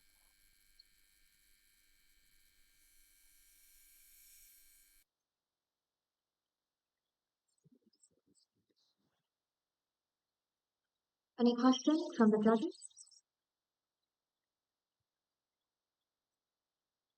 No? All right.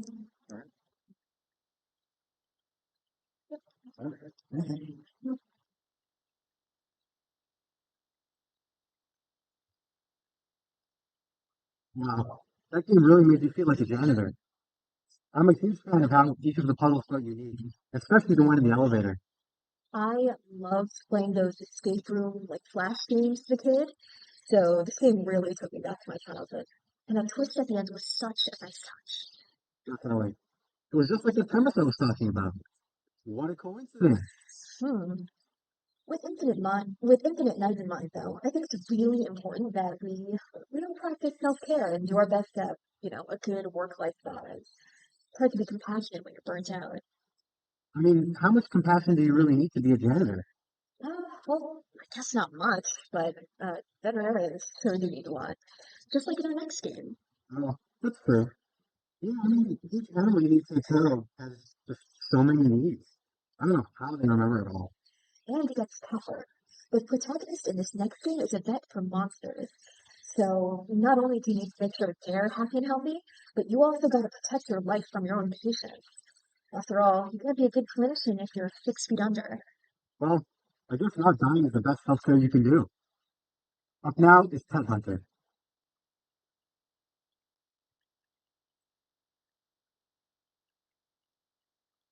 Hello. So our game's Pet Hunter, and unfortunately, my team can't. I'm the only one who is representing this game right now. Alex and Howard are unable to come today.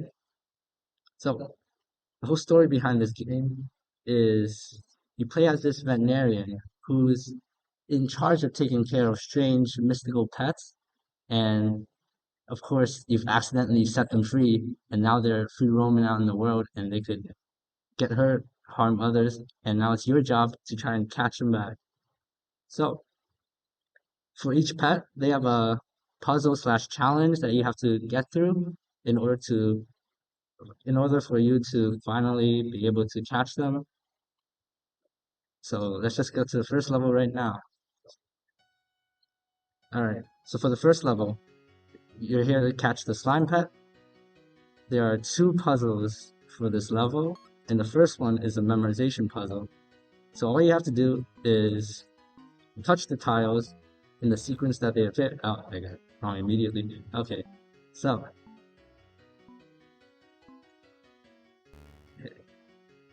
alright, I'm really bad at this, but I would just take this moment to start talking about the controls. So you can move with WASD, and space is dash. You can see the dash cooldown on the bottom left, and left click you can use your weapon. And oh my god, I was not paying attention. Yeah. Oh well, what is it?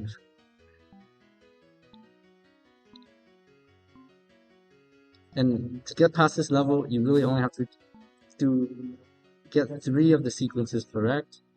And this should be, oh, that's my second one. Alright, back to the weapons. You have 2 weapons. You can switch between them by using Q. And there's more on that. Alright, goodbye. Alright, the second one.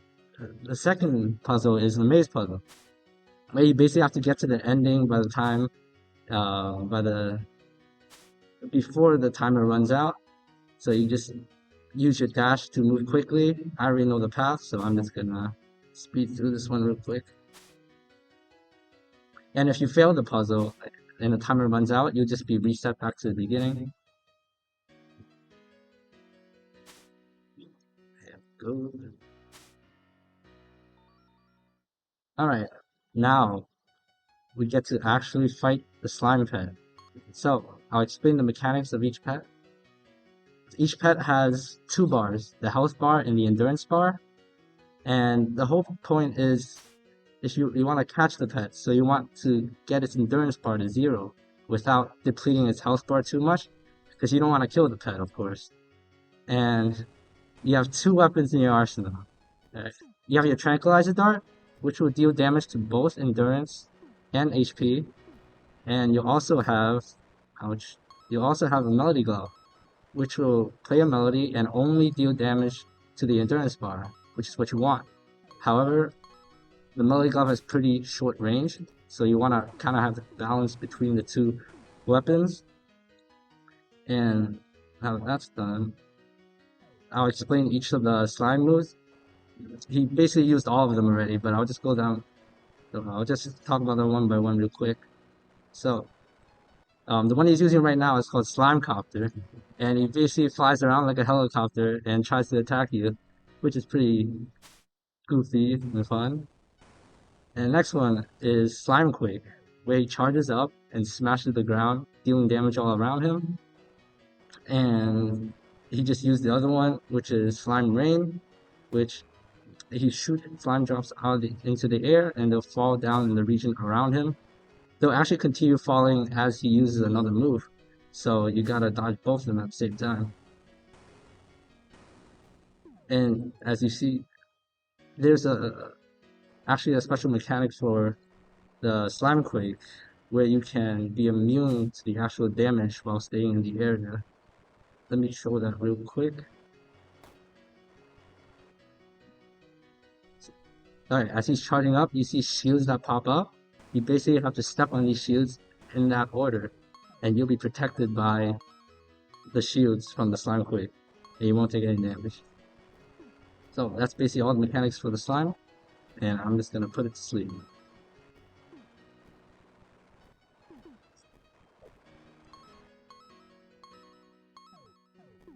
And no slimes were harmed in the making of this game, of course. Alright, so the next pet you have to face is the snowman pet. And the challenge he has for you is to dodge icicles that he's gonna spawn and shoot at you. As you see, there's those icicles spawning, and you basically have to not get hit like I did. You have to use your dash, time it correctly, and dodge it. A lot harder than it looks.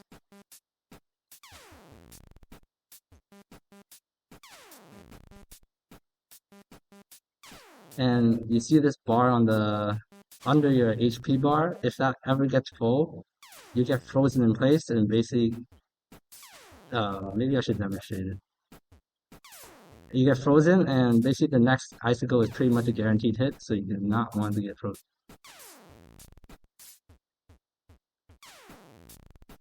And once you dodge enough, you pass the challenge. Alright, now we get to the actual snowman pet. He also has the icicle attack, and his next attack is Blizzard, which he spawns a blizzard around him in the area, and it deals damage to you if you're too close.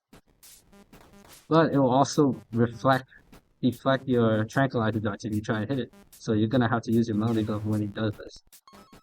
And then he also has a melee attack where he runs up to you and smacks you. And if you're close to him, he'll just continuously do damage to you. And that's basically it for the mechanics of the snowman. He can also freeze you, just like in the puzzle. And let's just get this guy to sleep. So you just kite the snowman, stay a bit out of range of his blizzard, and when he does his icicle, you have to walk back and dodge. And oh yeah, I got frozen for an instant, but then he attacked me the moment after, so I got freed from the ice, and it dashed too early. There's no way I die here, of course. And that's the snowman complete. Alright, so the next pet is the fire serpent. So for this puzzle, you have to find a way to light up the statues with the fireballs.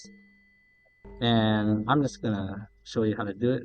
You just gotta not do that. You just gotta line up the fireball to hit the statue. Here we go. Outline just between, nice.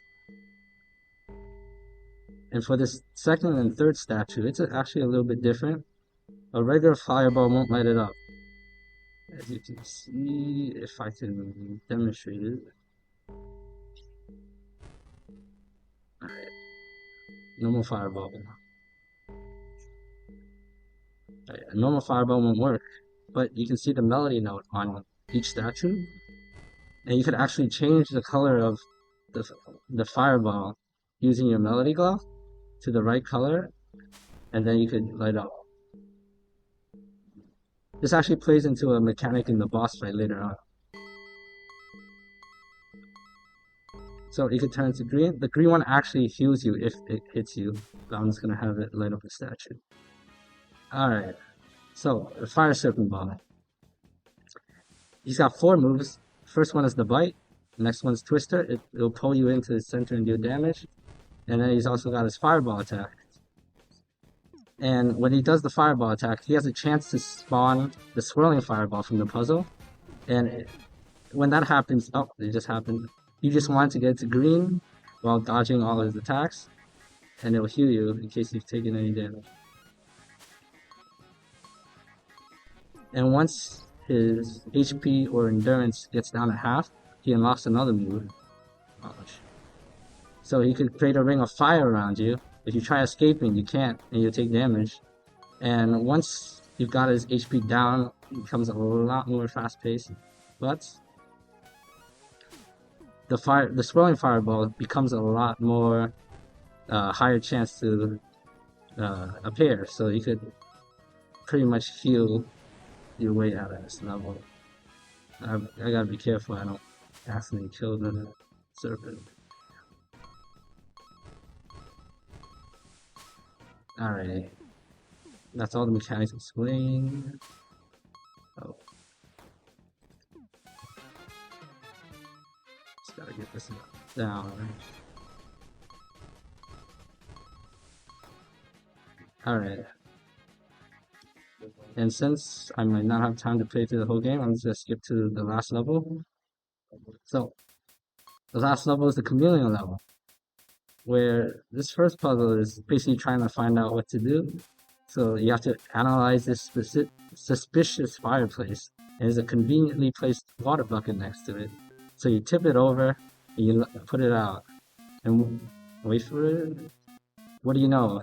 There was a chameleon there the whole time. And this chameleon could actually mimic the moves of other pets. So as you see, he had the snowman, the icicle, and he's about to do the fire serpent's tornado. And he also has 2 moves of his own. So he could turn invisible, camouflage, and appear next to you. He's doing that again. He's actually hittable when he's invisible because he's just walking towards you. And then he has his tail blade move. It has an interesting hitbox, to say the least. So his hitbox is basically from its center to either his left or right, depending on which side he's facing. And I might die here, actually. Yeah, but I'll show you how to dodge the tail blade. So try to fight. Tip over the water bucket again.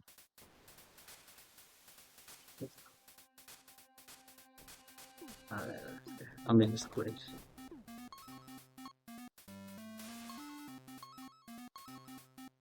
Dodge the icicle.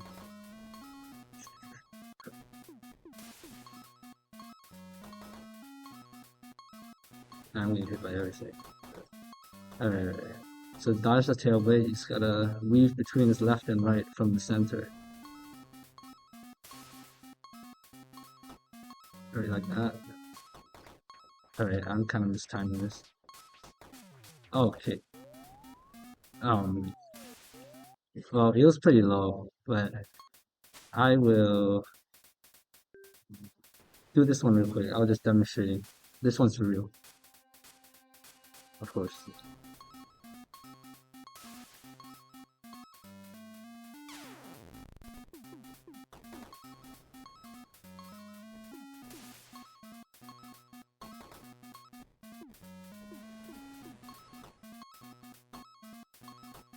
And that's how you dodge the thingy.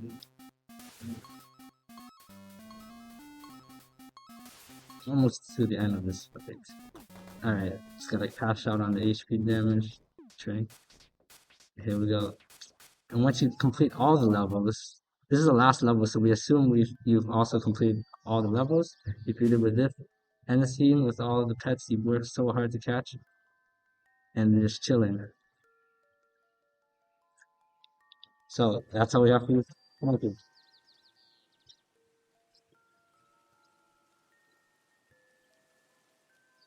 Are there any questions?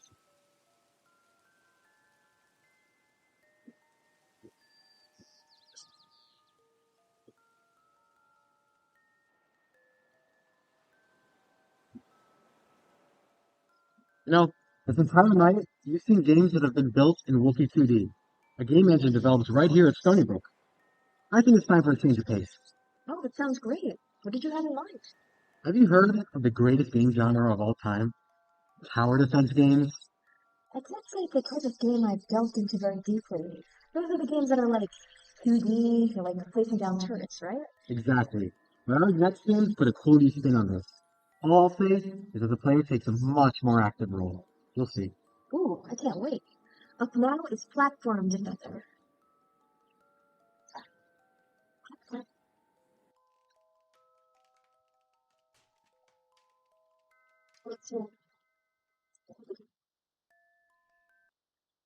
All right, hello. I'm Nicholas Aloy. Um, my partner Xiaotan Ma unfortunately couldn't be here tonight. But this is our game, Platform Defender. So it's a 3D tower defense game where instead of taking a traditional role in a tower defense game of being kind of in a godlike position, top down, whatnot, you're actively running around the level using different movement abilities in order to keep your towers defending the goal. And yeah, so here I just have the controls, but I'll just go over them when I launch the game.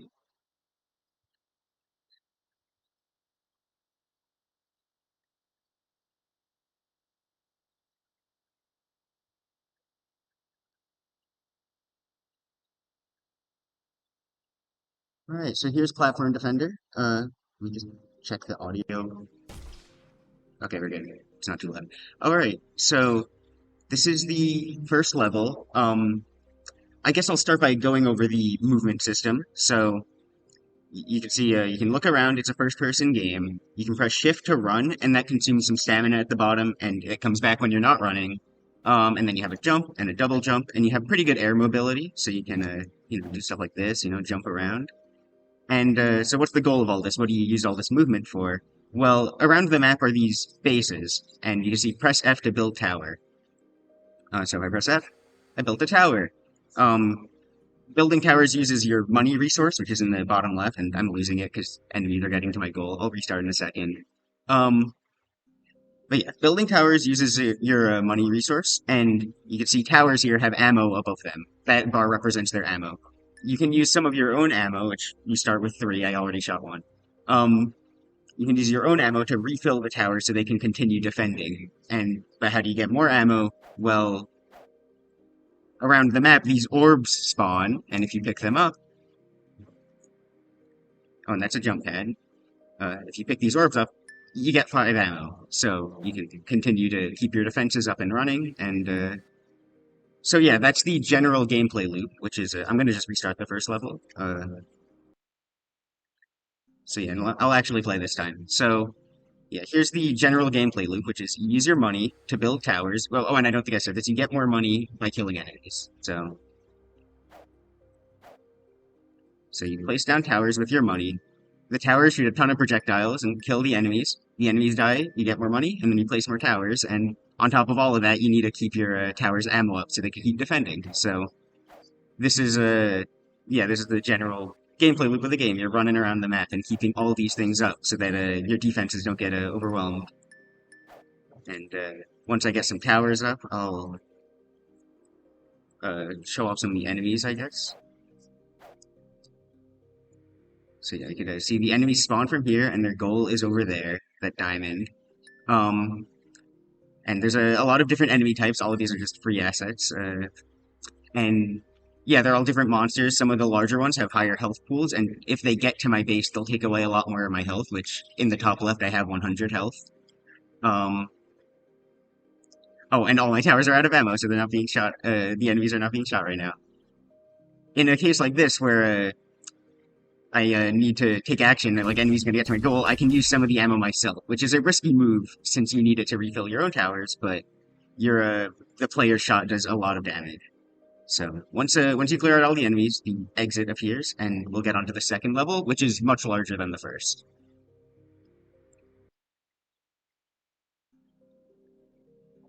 Alright, so here we are. So this level actually has 2 entrances and 2 exits.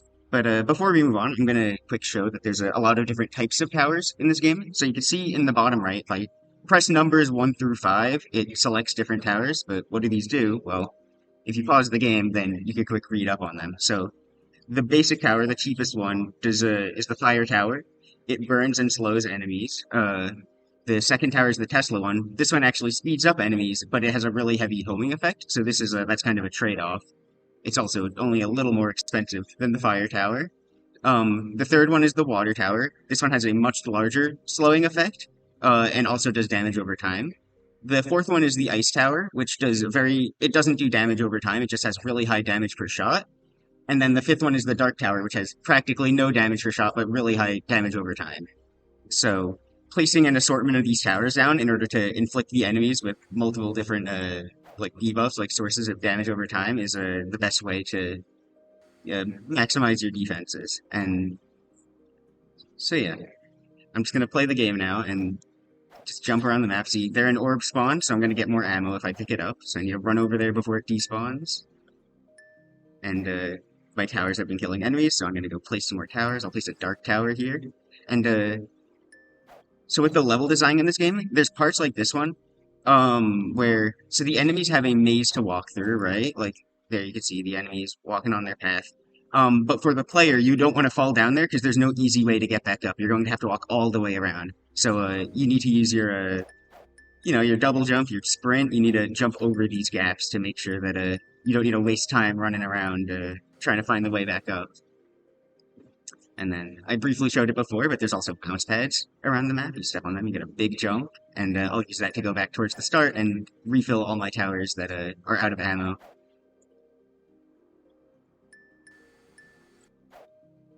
So you can press F, uses 1 ammo, full refill.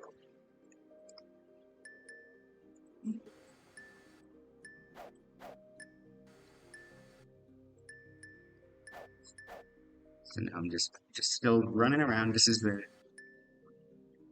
how this game goes, where you're just constantly on the move, constantly refilling your towers, constantly placing new ones, and if you don't stay on top of it, then you'll start to get overwhelmed. And I'm doing a pretty good job. You can see in the top left, none of the enemies have escaped. My base is still at 100 health. So yeah, my defenses are pretty good right now, so I'll just take a moment to step back so you can see like what's going on. Oh, there's another orb. Those spawn completely randomly, by the way. They just drop around the map. And yeah, so just watch some enemies spawn whenever they decide to spawn. Yeah. Place another tower. Oh, and then you can see all these particle effects that happen, like when the enemies get hit. And then towers shoot, and those were all done by my partner. Well, they were all implemented by my partner using free sources online. And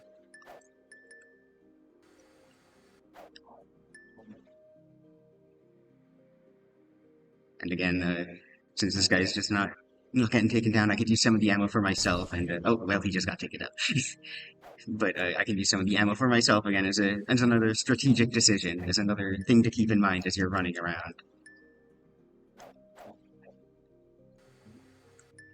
So if you look around at all the ammo bars around the map, oh no, I'm completely out everywhere, so I need to get on the move.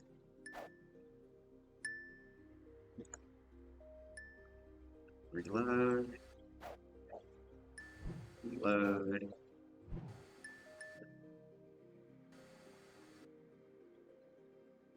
Place 1.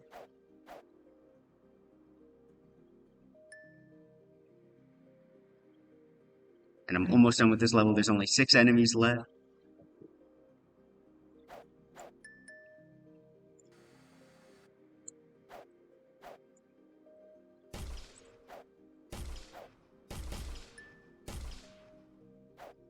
The ghost find some more ammo. I'm completely out now. But I might not even need it. There's only 1 enemy left. And I did it. Level clear. So now I just need to find the exit, which is over here on the ground. And now I can get to my final level, which, in the interest of time, I will not play all the way through, but I'll quick show it off. And so yeah, when you start by placing 2 towers down, you start with 200, which is enough for 2 of these Tesla towers. And much like the previous level, this one has 2 entrances and 2 exits. So here, the enemies spawn over here.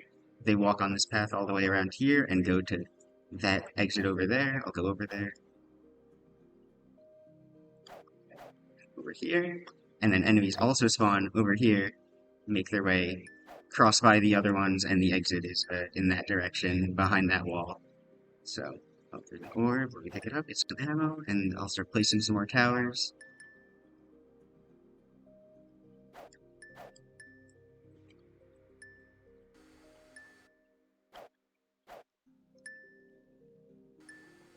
Let's refill my first one I placed.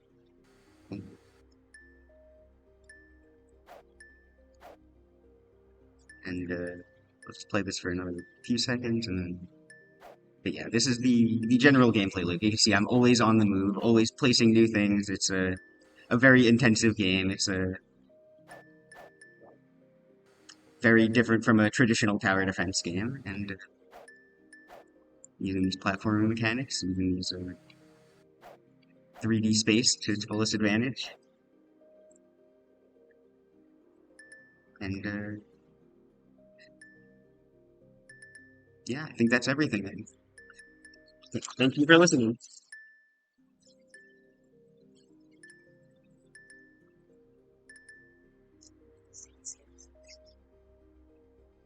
Are there any questions from the judges? we're resupplying them down as opposed to upgrades the more traditional cars. So the point of that, so upgrades were planned for this game. I just never got around to them. But even if upgrades were a thing,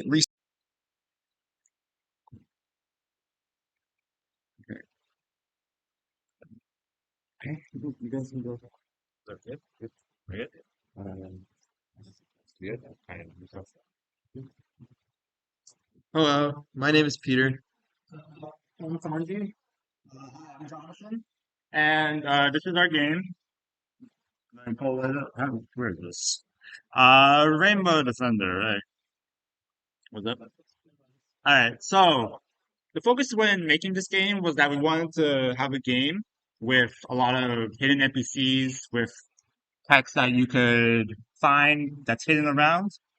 And the other focus was to have a game that had a unique combat system, right? It's an action game, top-down 2D action game, but we also wanted to have a focus on defending rather than attacking. So a lot of enemies will come to you as opposed to you going to the enemies. And Peter's gonna show us level 1. So on play, you load into level 1. You start off in this little starting area. As you can see, there's a bunch of broken down houses. So very quickly, you come and see this guy who's at a loss of words. So you can walk around, still more broken houses, and you get a little bit of story.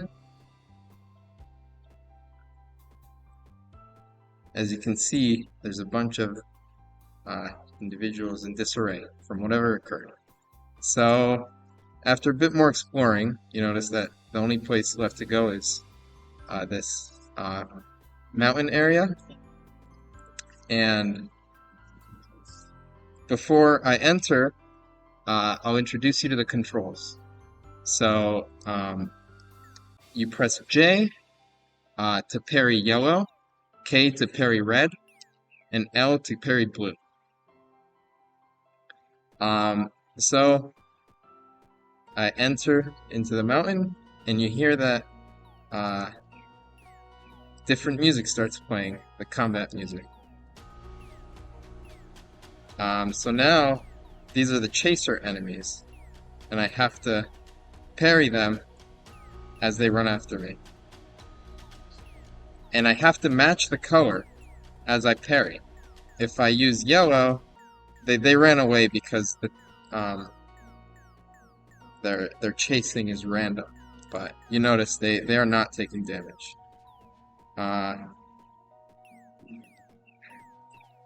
So to deal damage, you have to match the color and to deflect them. So you notice they run away after you match their color. This is a point I didn't touch upon, but if you notice these tiles, they're slowing tiles. And these tiles are damaging tiles. So in this level, it wasn't too significant, but as you go through the game, you'll notice that the slowing tiles impede you, and sometimes it plays a significant role in the battle. So you keep progressing through the mountain. By the way, the grass is fun, so in the first area. And then all of a sudden you get ambushed. And now there's a red chaser as well. Sorry, a yellow chaser. I turned on invincibility just now. Although I'll turn it off and show what happens once you die. So once you die, you go back to the main menu, and the level select only allows you to enter the latest level which you have beaten. So we haven't beaten, up to the level which you have gotten to.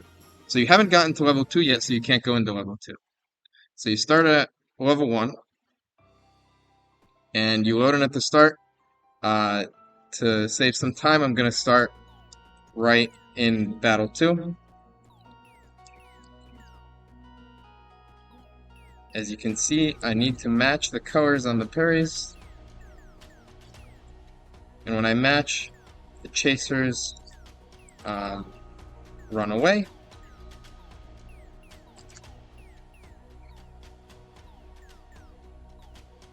I turned on invincibility because I don't want to die again.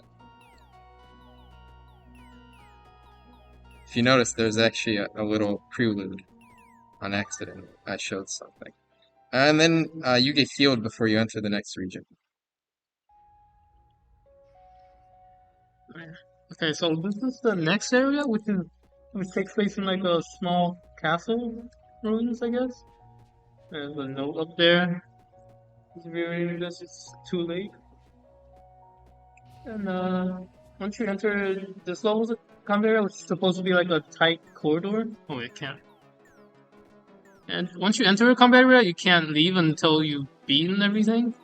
Oh yeah, and there's a new type of enemy now, which shoots projectiles at you, and you have to reflect these projectiles in order to... I'm gonna die here. I suck at this game.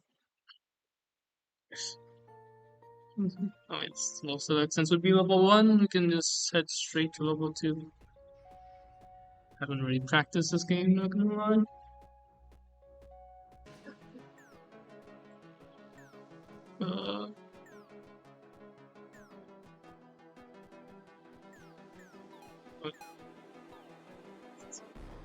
Oh yeah, I just turn on invisibility because I'm not too familiar. So...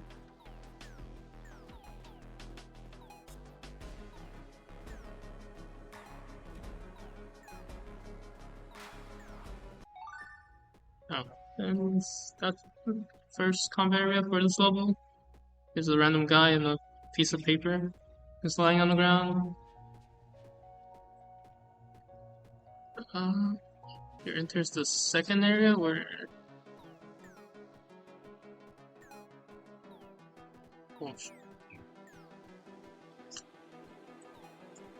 yeah.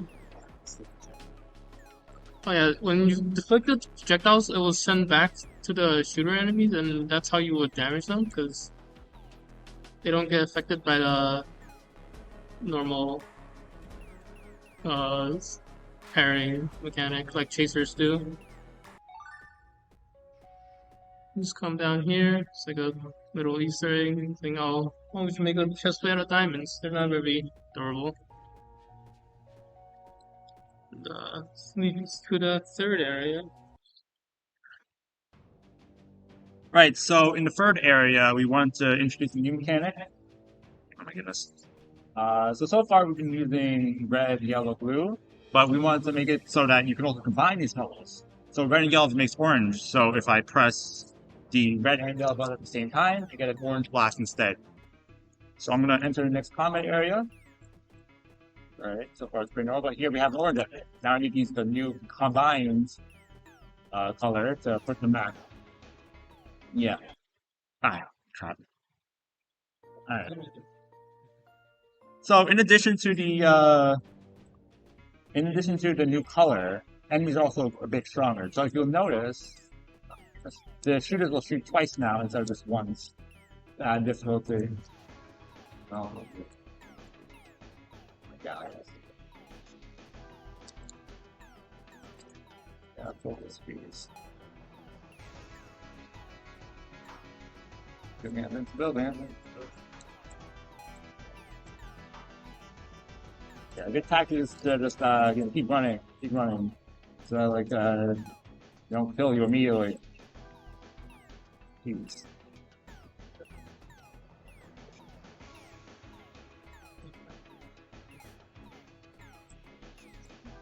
Yeah.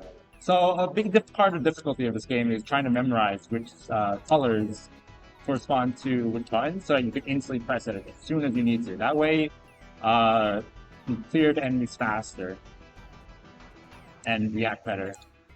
So yeah, I'm not doing a great job, but once you start getting used to controls, it's quite a bit easier to parry them. You can get the right color out immediately.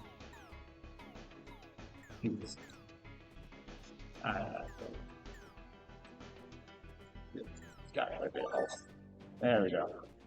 Yeah, so here the level itself is a desert area. So if you want to explore a bit, see what's going on, right? Here we got a little side path.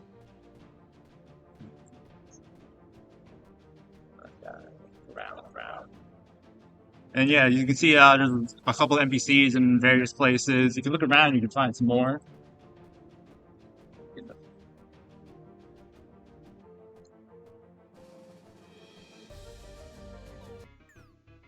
Nope, we've entered another combat area. Right. Yeah, parry.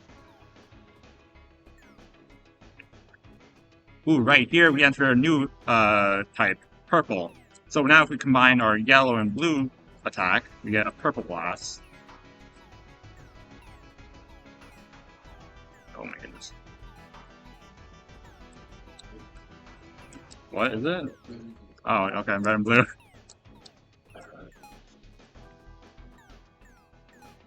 Yeah, so here, once you get to the rhythm, it gets quite a bit easier. Not too easy. Ooh.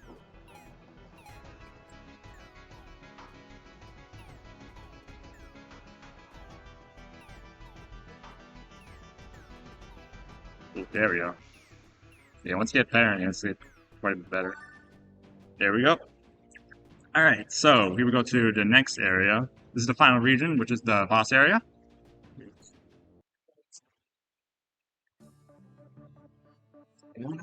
As soon as you enter the area, there's boss music playing. So if you look around, you notice the skeleton over here seems to be some sort of large animal that's up to one's imagination. So you notice the boss already starts shooting from inside the combat area. And if you go up, you notice here's the boss, which will move from side to side and will randomly do charge attacks, which you can parry, but I was too scared of that one. Charge attacks or will fire an assortment of random projectiles. I didn't match the parry on that one.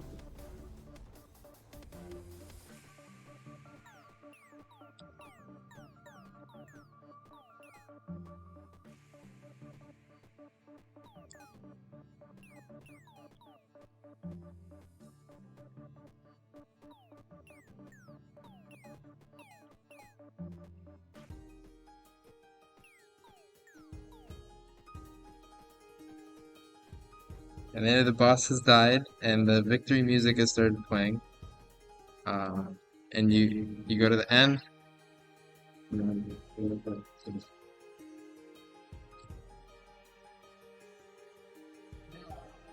Any questions?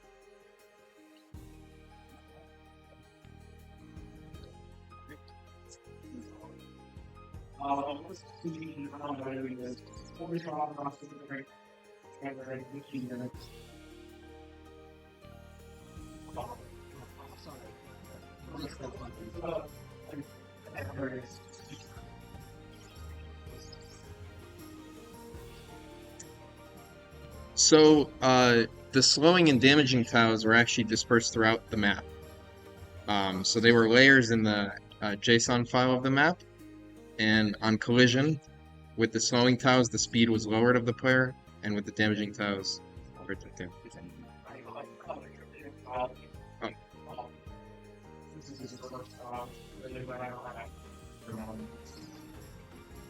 Yes, so basically there's slowing and damaging traps where it's difficult to traverse the map, because as you noticed, the enemies swarm you pretty quickly, and if you don't parry, they get more and more. So as you're running away from them, it's difficult to get around the damaging and slowing tiles. So they're kind of placed to complement each other, I guess. Slowing, damaging, slowing, damaging.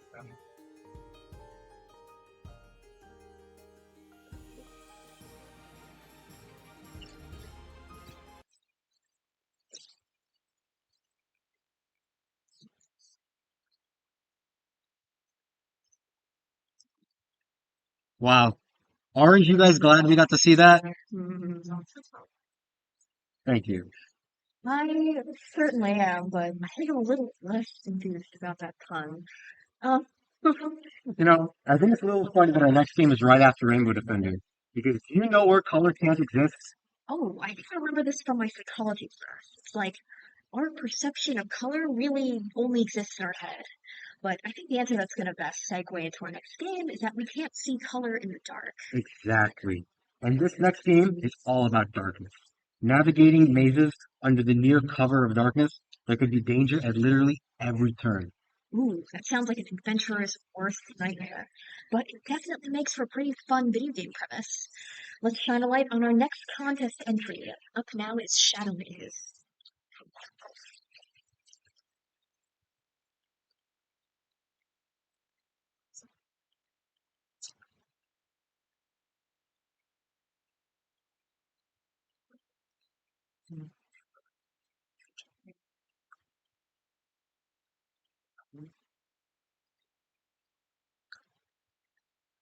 Where is it?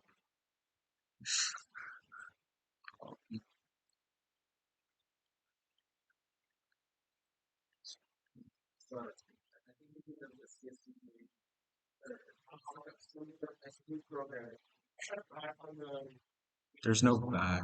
Let's hear. Thank you.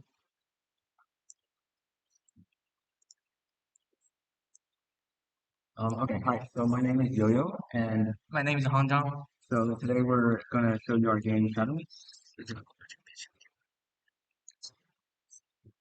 So a little bit about the background of our game. Background is you are playing the prince, and he is underground trying to get his way out of the base.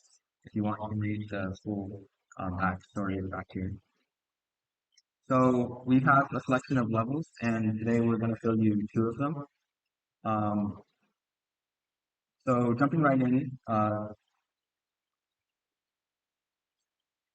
so the basic premise of the game is that you want to get out of the maze, and so first thing I would do when solving a maze game is to find an exit and go backwards from there. However, in this case, as you can see, we only have a small pocket of vision that you can navigate with. So let's try to explore around and see what we find. So we go up here and we immediately see a dead end, but we pick up a potion. And these are the monsters that we have to fight. And so, as you can see, we face it away, but let's keep exploring. We find another monster right here, and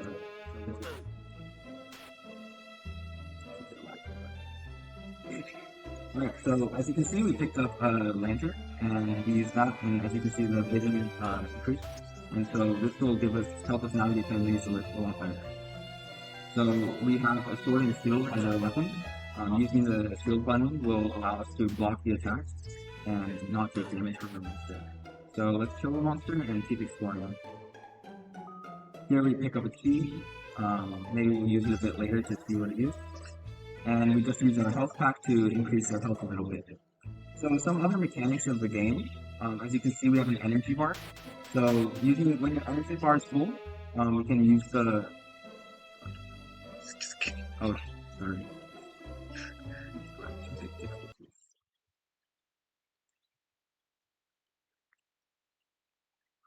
Let's try it again.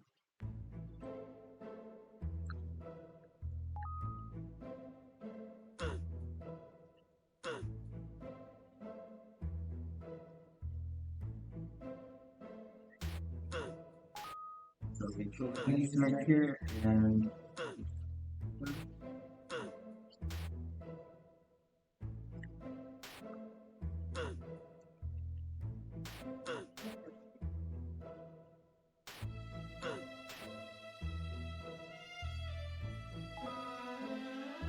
let's use the key to help us get through this and level up. So as you can see, the key shows the location of the level. The location of the exit, and so we know it's in the bottom right, so let's try to head towards that.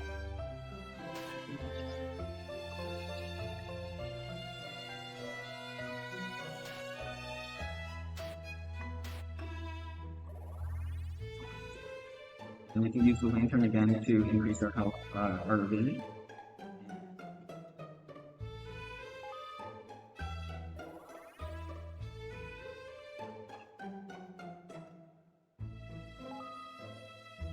here again we have another item that we can use, so let's try using that. So this shows all the item positions that we can use to help us get through the maze. And that's so here for example, we see the health packs that we can use, and let's reinforce those to increase our health so we don't lose our health. Up top, we also see another item, the cursed sword. But it's guarded by a monster, so let's kill that first. And we did. And so the art looks kind of cool, so this is probably some really weird weapon that we can try using when we're in trouble.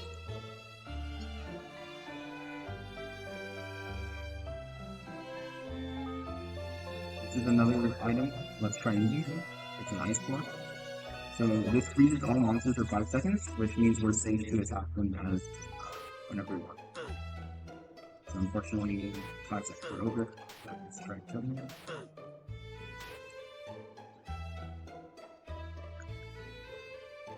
And we're getting closer to the exit, so let's use our weapon. And this increases our damage, but at the cost of our health. Unfortunately, our health is really low right now, so the item has already finished. So we can use our health pack to prevent dying. Crush. Sorry, there seems to be some issues, but for the sake of time, I'll show you our next level.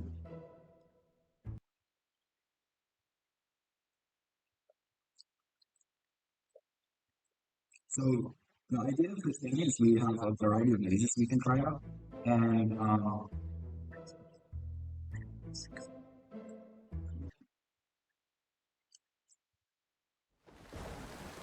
so this level is something we implemented. As you can see, it's a lava maze, but there's a key effect called a lightning effect. Basically, it's raining, and we still want to navigate the maze, but darkness all around, and we have to fight monsters while navigating through the dark.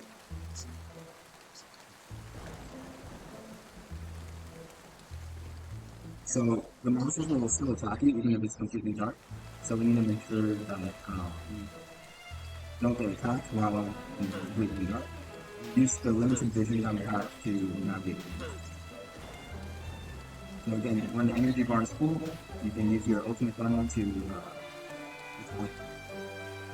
let out a sword slash, and that completely kills enemies while also giving you some vision as well. To get energy, you kill the monsters, and that way you can strategically use the ultimate to help you navigate through things.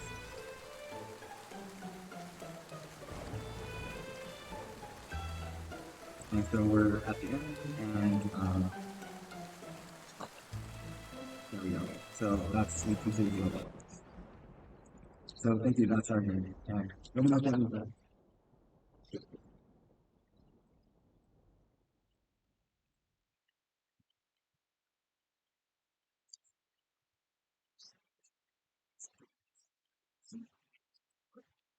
Do the judges have any questions? All right.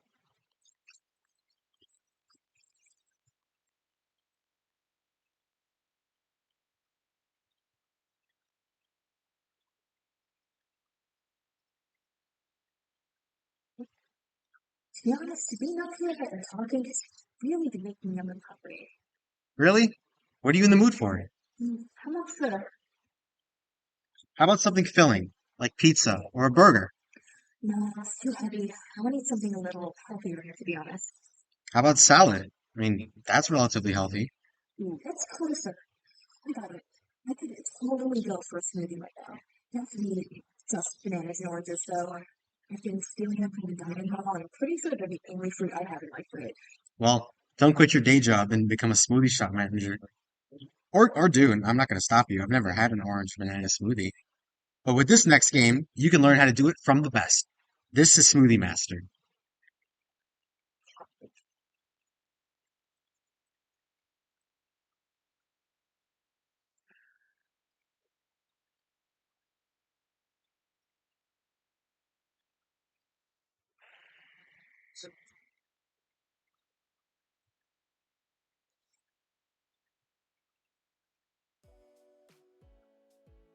Hello, I am Terrence, and this is Smoothie Master.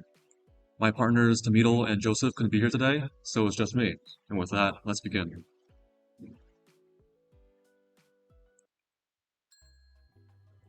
In this game, you work as someone who makes smoothies, and to the right here, you see that we begin the game with 8 of each fruit. And to the left, you'll see that orders will come in gradually on the counter here. And so the first one here calls for 1 apple, 1 lemon. Let's go make that. 1 apple first, take it, and then goes in your inventory. Smoothie there, and then lemon. Get that, and after that you mix it.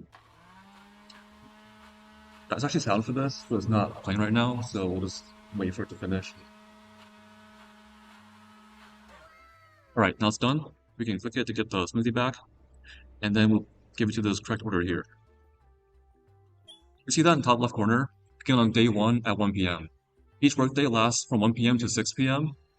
And if you win it lasts for 7 days, you win the game. In the top right, you'll see that there's health, and begin with 5. If you make a wrong order, or if you give the correct smoothie to the wrong order, then you lose a life. Also, if you take too long, you lose a life as well. And so here's one that says 1 orange, pumpkin, strawberry. Let's give him just 1 orange, see what happens.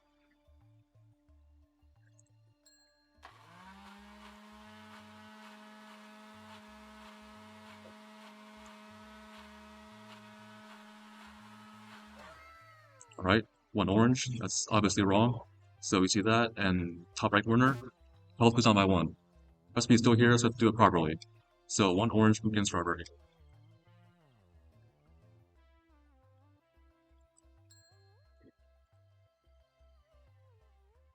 Alright, last mixing. Let's do the next one.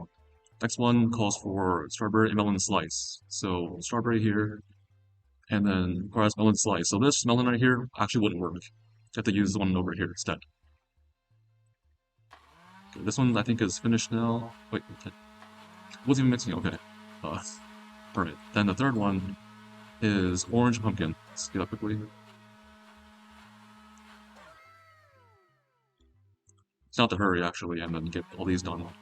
This one's already finished, right? Orange pumpkin, strawberry. That's this one, and this one is also done by now. And then this one is lemon and orange. You see now time is 5 p.m. At 5 p.m. recipes stop coming in, and instead aliens appear in the outside hallway here. And for each one you punch, you get a random fruit back at random, and that's how you replenish your supply. Yeah, epic gameplay this is. I wish there was sound. It sounds epic for this. You guys should play sometime. Alright, it's almost sundown. Keep punching these guys. Alright, day 2, 12 p.m. Awesome. These ones are still here, so I have to really hurry up. I believe this one should be finished by now. Yeah, orange pumpkin. That one's finished. And from day 2 onwards, they get gradually more and more difficult. Now, this one calls for 4 ingredients, whereas previous only called for 2 or 3. So limited. Let's do this one. It's already done? Yep. Oh, that's great. Done. And orange melons.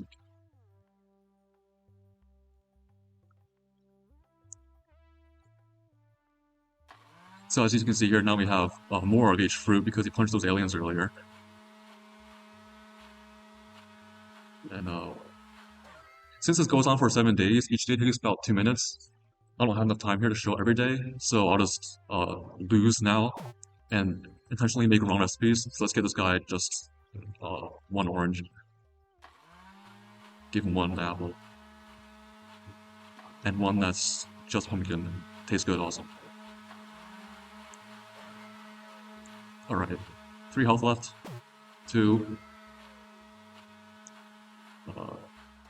1.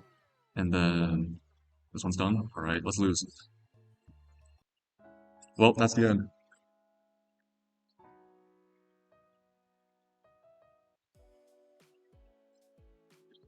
Any questions? Yes?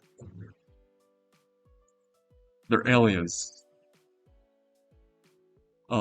Actually, my partner Joseph modeled those. He couldn't be here right now, but I wish I could ask him a few questions about that.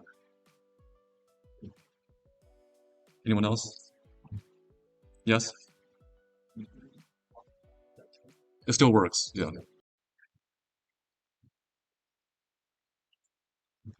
And I think we're back.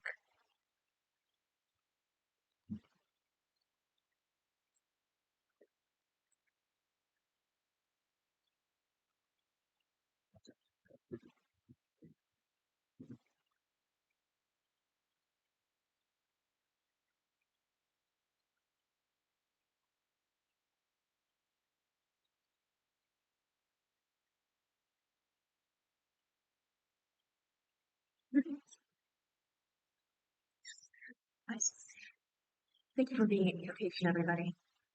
You know, I really wonder where those blue creatures get all their fruit from. Yeah, when I first saw them, I thought they looked like little aliens. You think they're getting them from space? Space fruits? That sounds pretty interesting. Is that why we're going to other planets? Or maybe the aliens delivering the fruit from Earth instead? This does imply the existence of an interstellar navy. You mean some sort of Planet Express? Maybe our next game might have some answers for you. It's a shoot 'em up, where you have to defeat extraterrestrial monsters to send packages across the universe. Our final game for tonight is Space Delivery.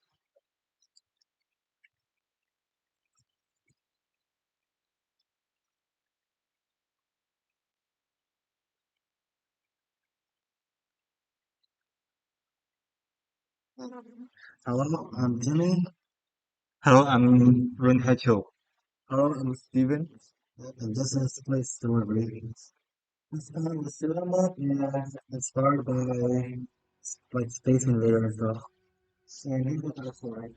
Basically, you play as an employee of Galaxy Delivery Service. And you're on a delivery route.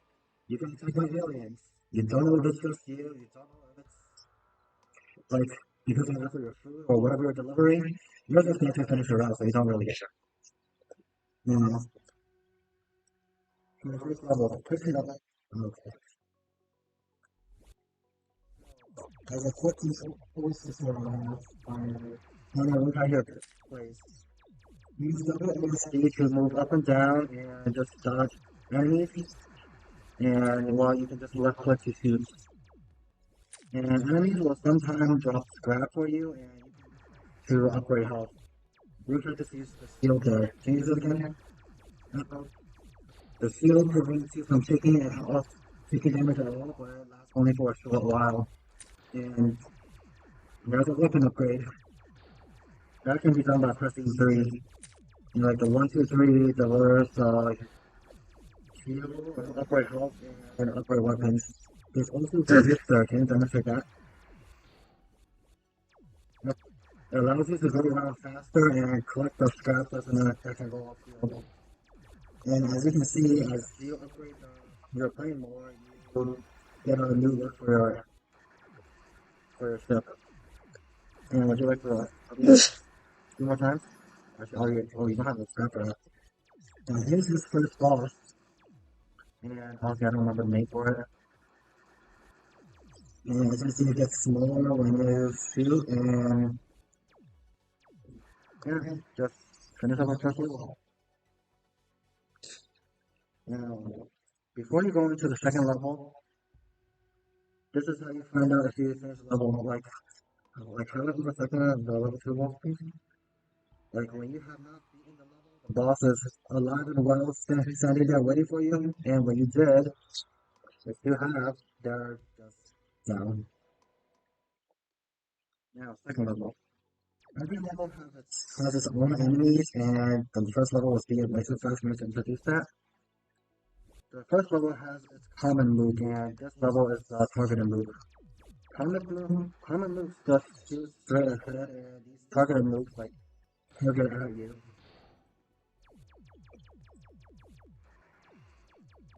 Yep, there's a common move and targeted moves again.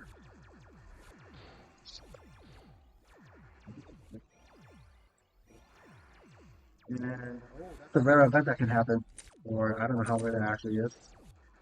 These guys just commonly drop scrap a lot, and they drop scrap as you beat them, and they drop scrap again when they die. Now they have a lot of scrap, you can feel free to upgrade your weapons, and unlock more weapons, I think, even do more damage. Oh, it's holding up here. Right, the level designs are supposed to go by like a scripted design with the random chance of like random events happening. This is the second boss that also serves a pattern of shrinking as it gets hit.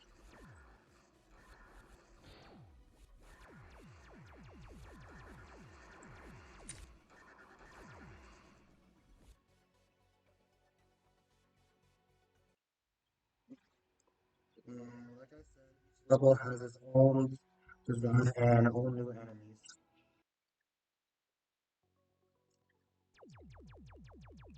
These are the shield boots. Yeah, every level allows you to get used to the new enemies by themselves first.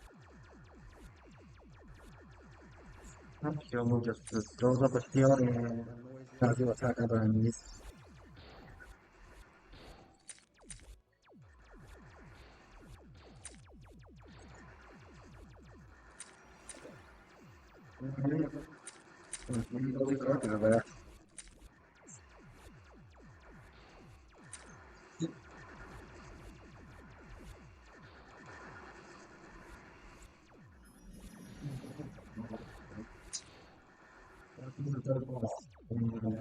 This guy now shoots large bullets.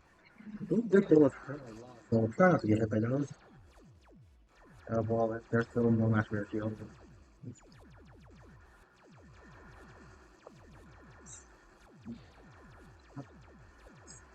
After you start a level, you deliver a package.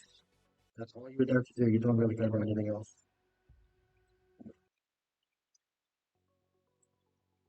And yeah, these are person moves, and these guys actually are quite annoying.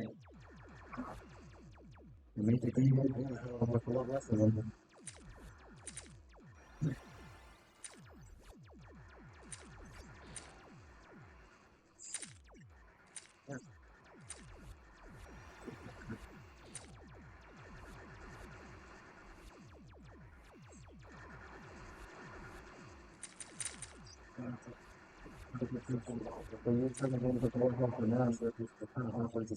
As well.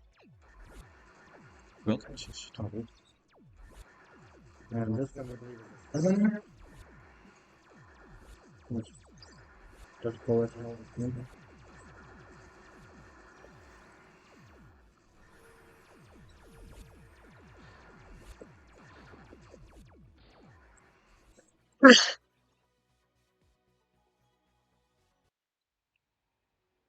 And this guy, remember his name? Alright, it's astonishing this level now. They just come in Barrett here, I believe.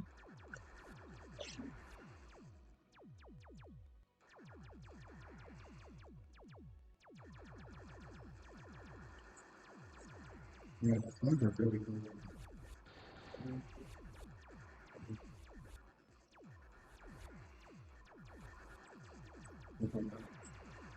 Cabell, I mean, scrapped it. I didn't really know what the scrap for it.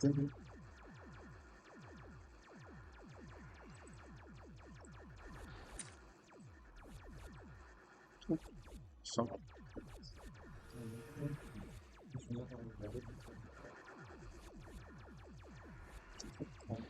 Yeah, this level is built close by the nice. Carlos.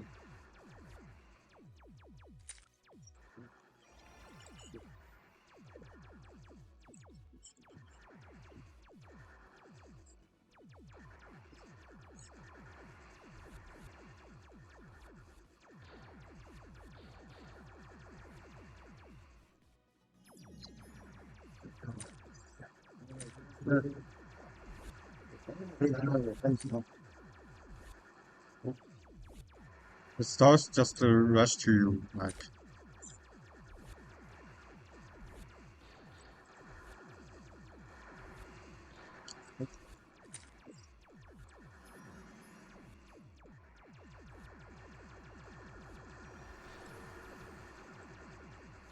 Just to.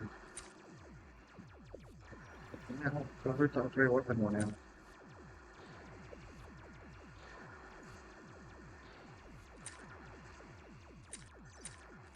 And for the sake of time, we're just gonna turn on Sequel to the last level. Oh, sorry.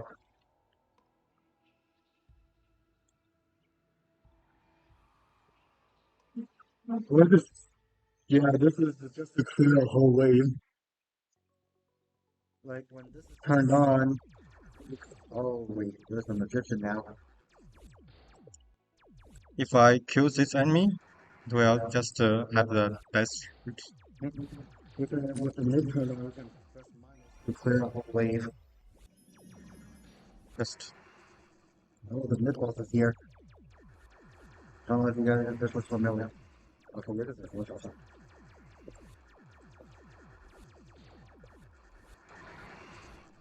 Another mid boss.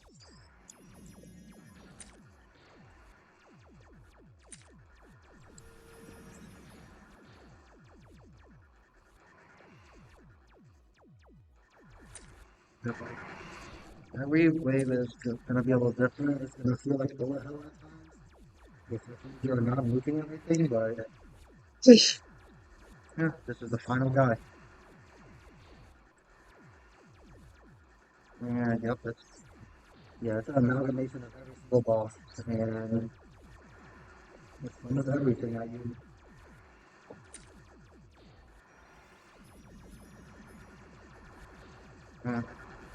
The purpose is to like manage your strat properly, and like if you upgrade your weapon or health too much, you may not have enough to heal. So always make sure you have a backup supply.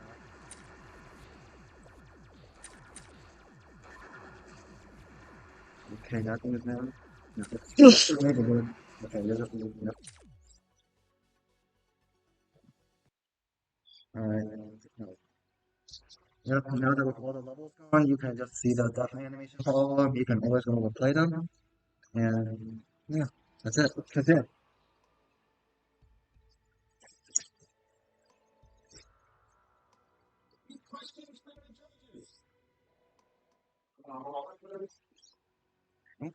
I'm sorry, can you repeat that? Oh, the boosting? The main idea of that is that sometimes scraps spawn too far away from you, and sometimes you just want to be able to move around a lot quicker and take the outs quicker. It's usually better to use it with a shield.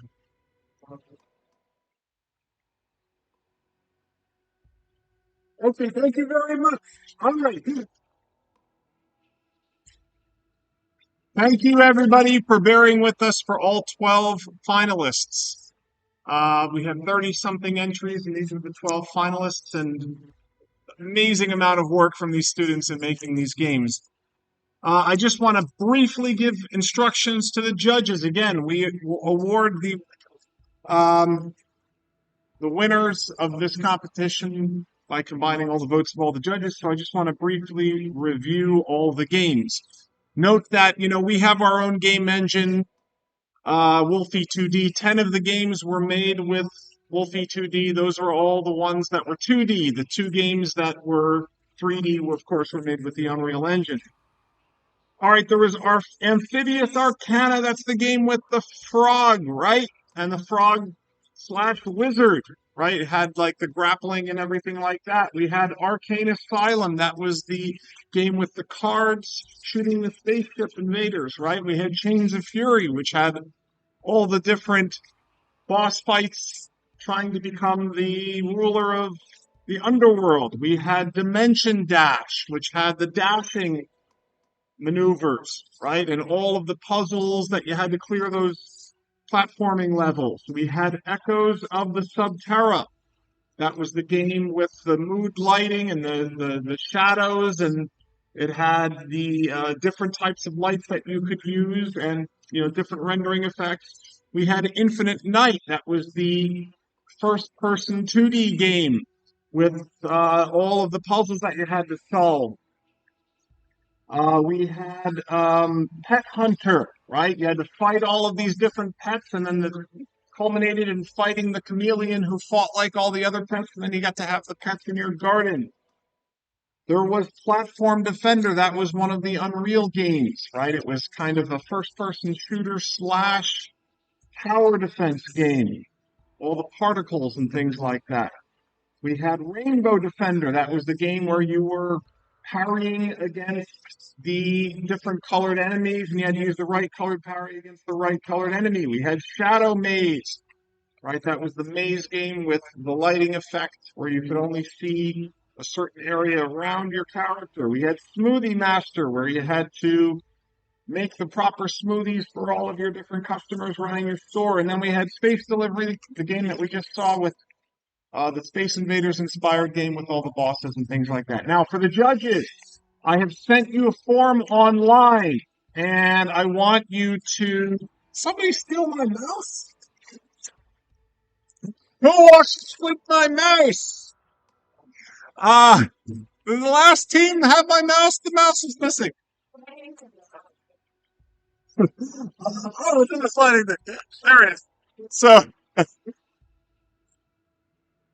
you're going to vote for your favorite team is 1, second favorite 2, third favorite 3, fourth favorite 4, and your fifth favorite 5. So you're casting 5 votes in that form. All right? And I'm going to give you just a minute or two to vote, and then I'm going to tally it. And in the meantime, you can watch a fight between sprites made by students in CSE 380 this semester. I'll be right back as soon as we have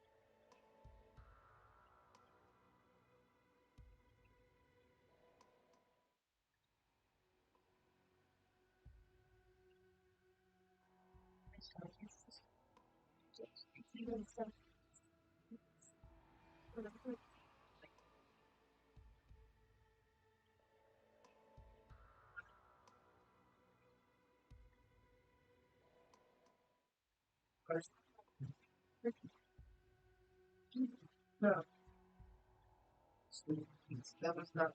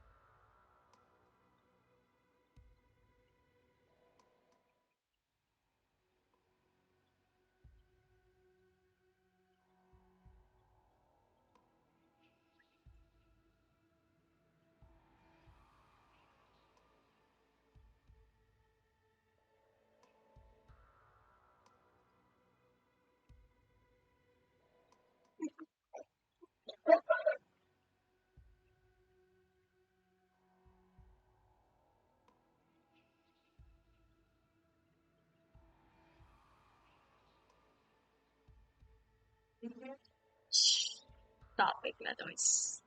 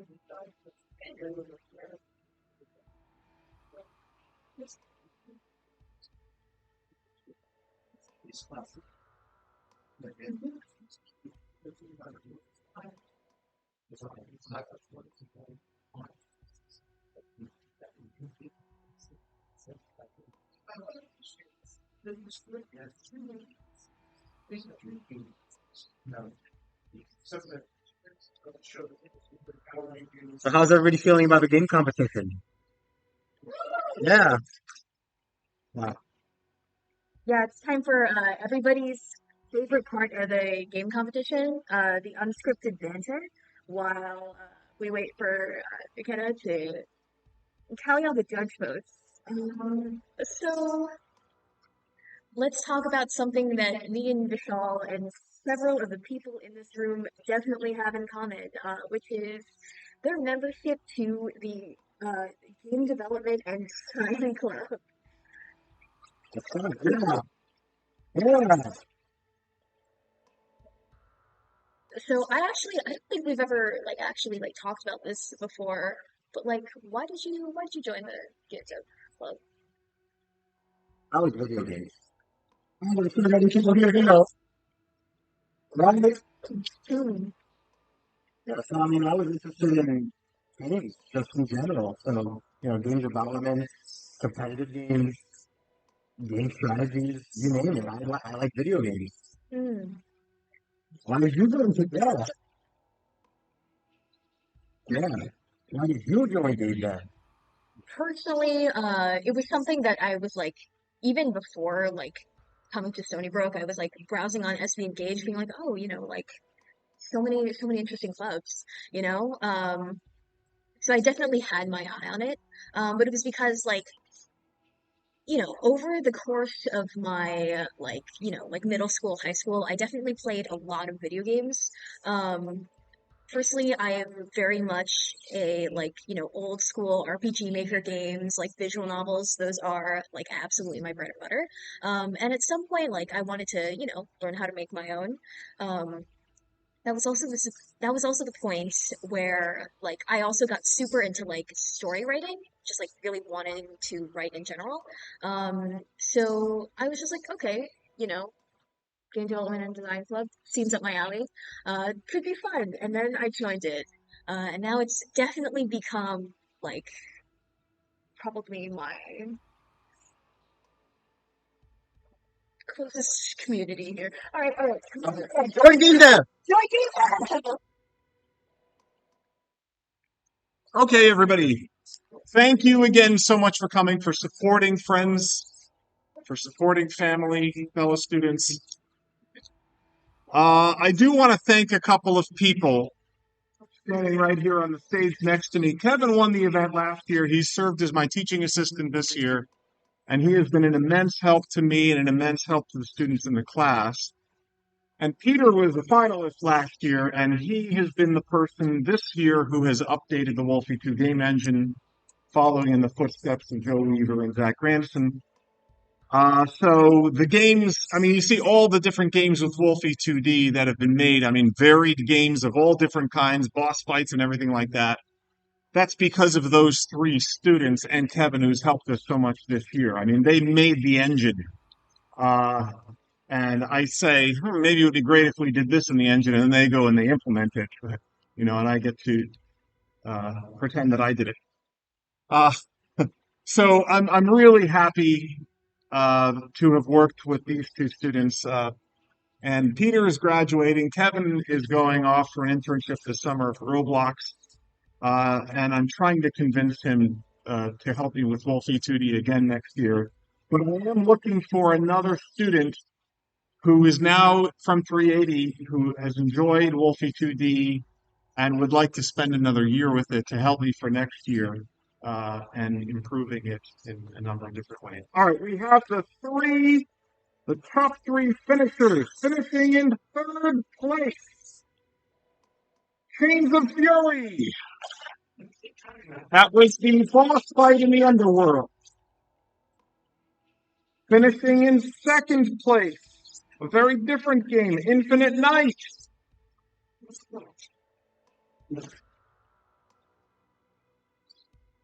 And the winner this year, Echoes of the Subterra.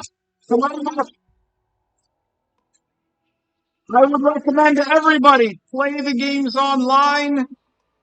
And for those of you, who are freshmen, sophomore, things like that, this could be your games up there next year or the year after. And I accept entries that aren't even in either of these classes, so you're welcome to make your own original game and enter it. I would like to get as many photographs of all of our finalists and judges together as possible. IPS or SBU 102 students, make sure to see Charlotte over here. And everybody, we hope to see you again next year. It's been a lot of fun. Again, I'm so proud of the work these students do. Thank you so much for coming.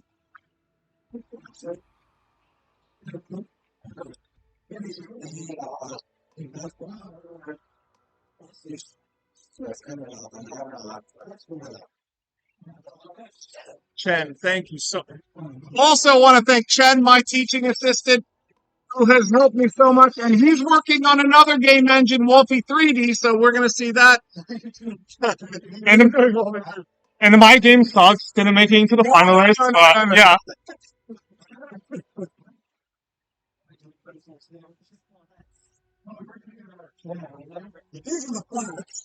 You'll notice one of them is newer than the other one. The other one has been around.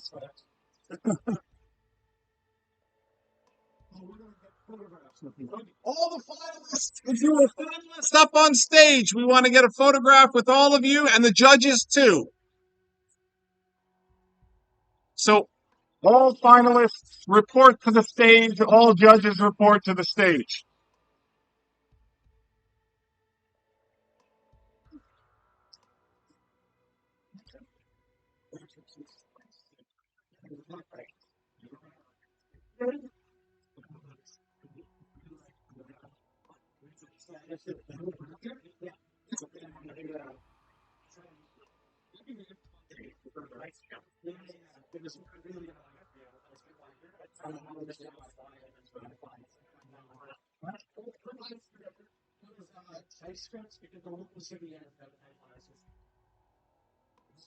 Okay, why don't we come on over here?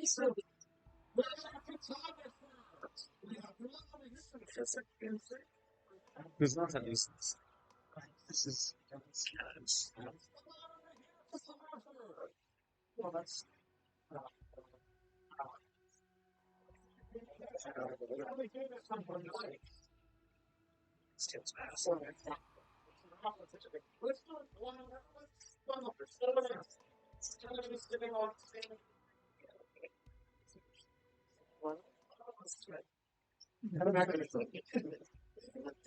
Alrighty.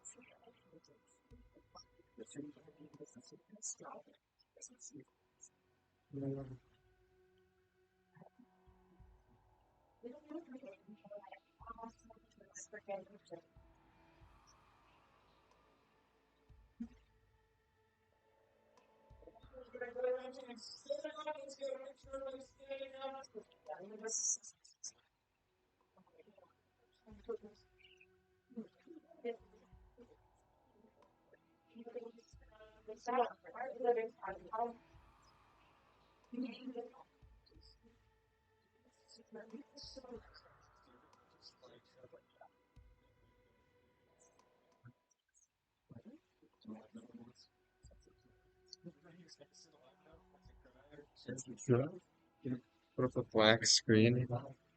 Or is the point to have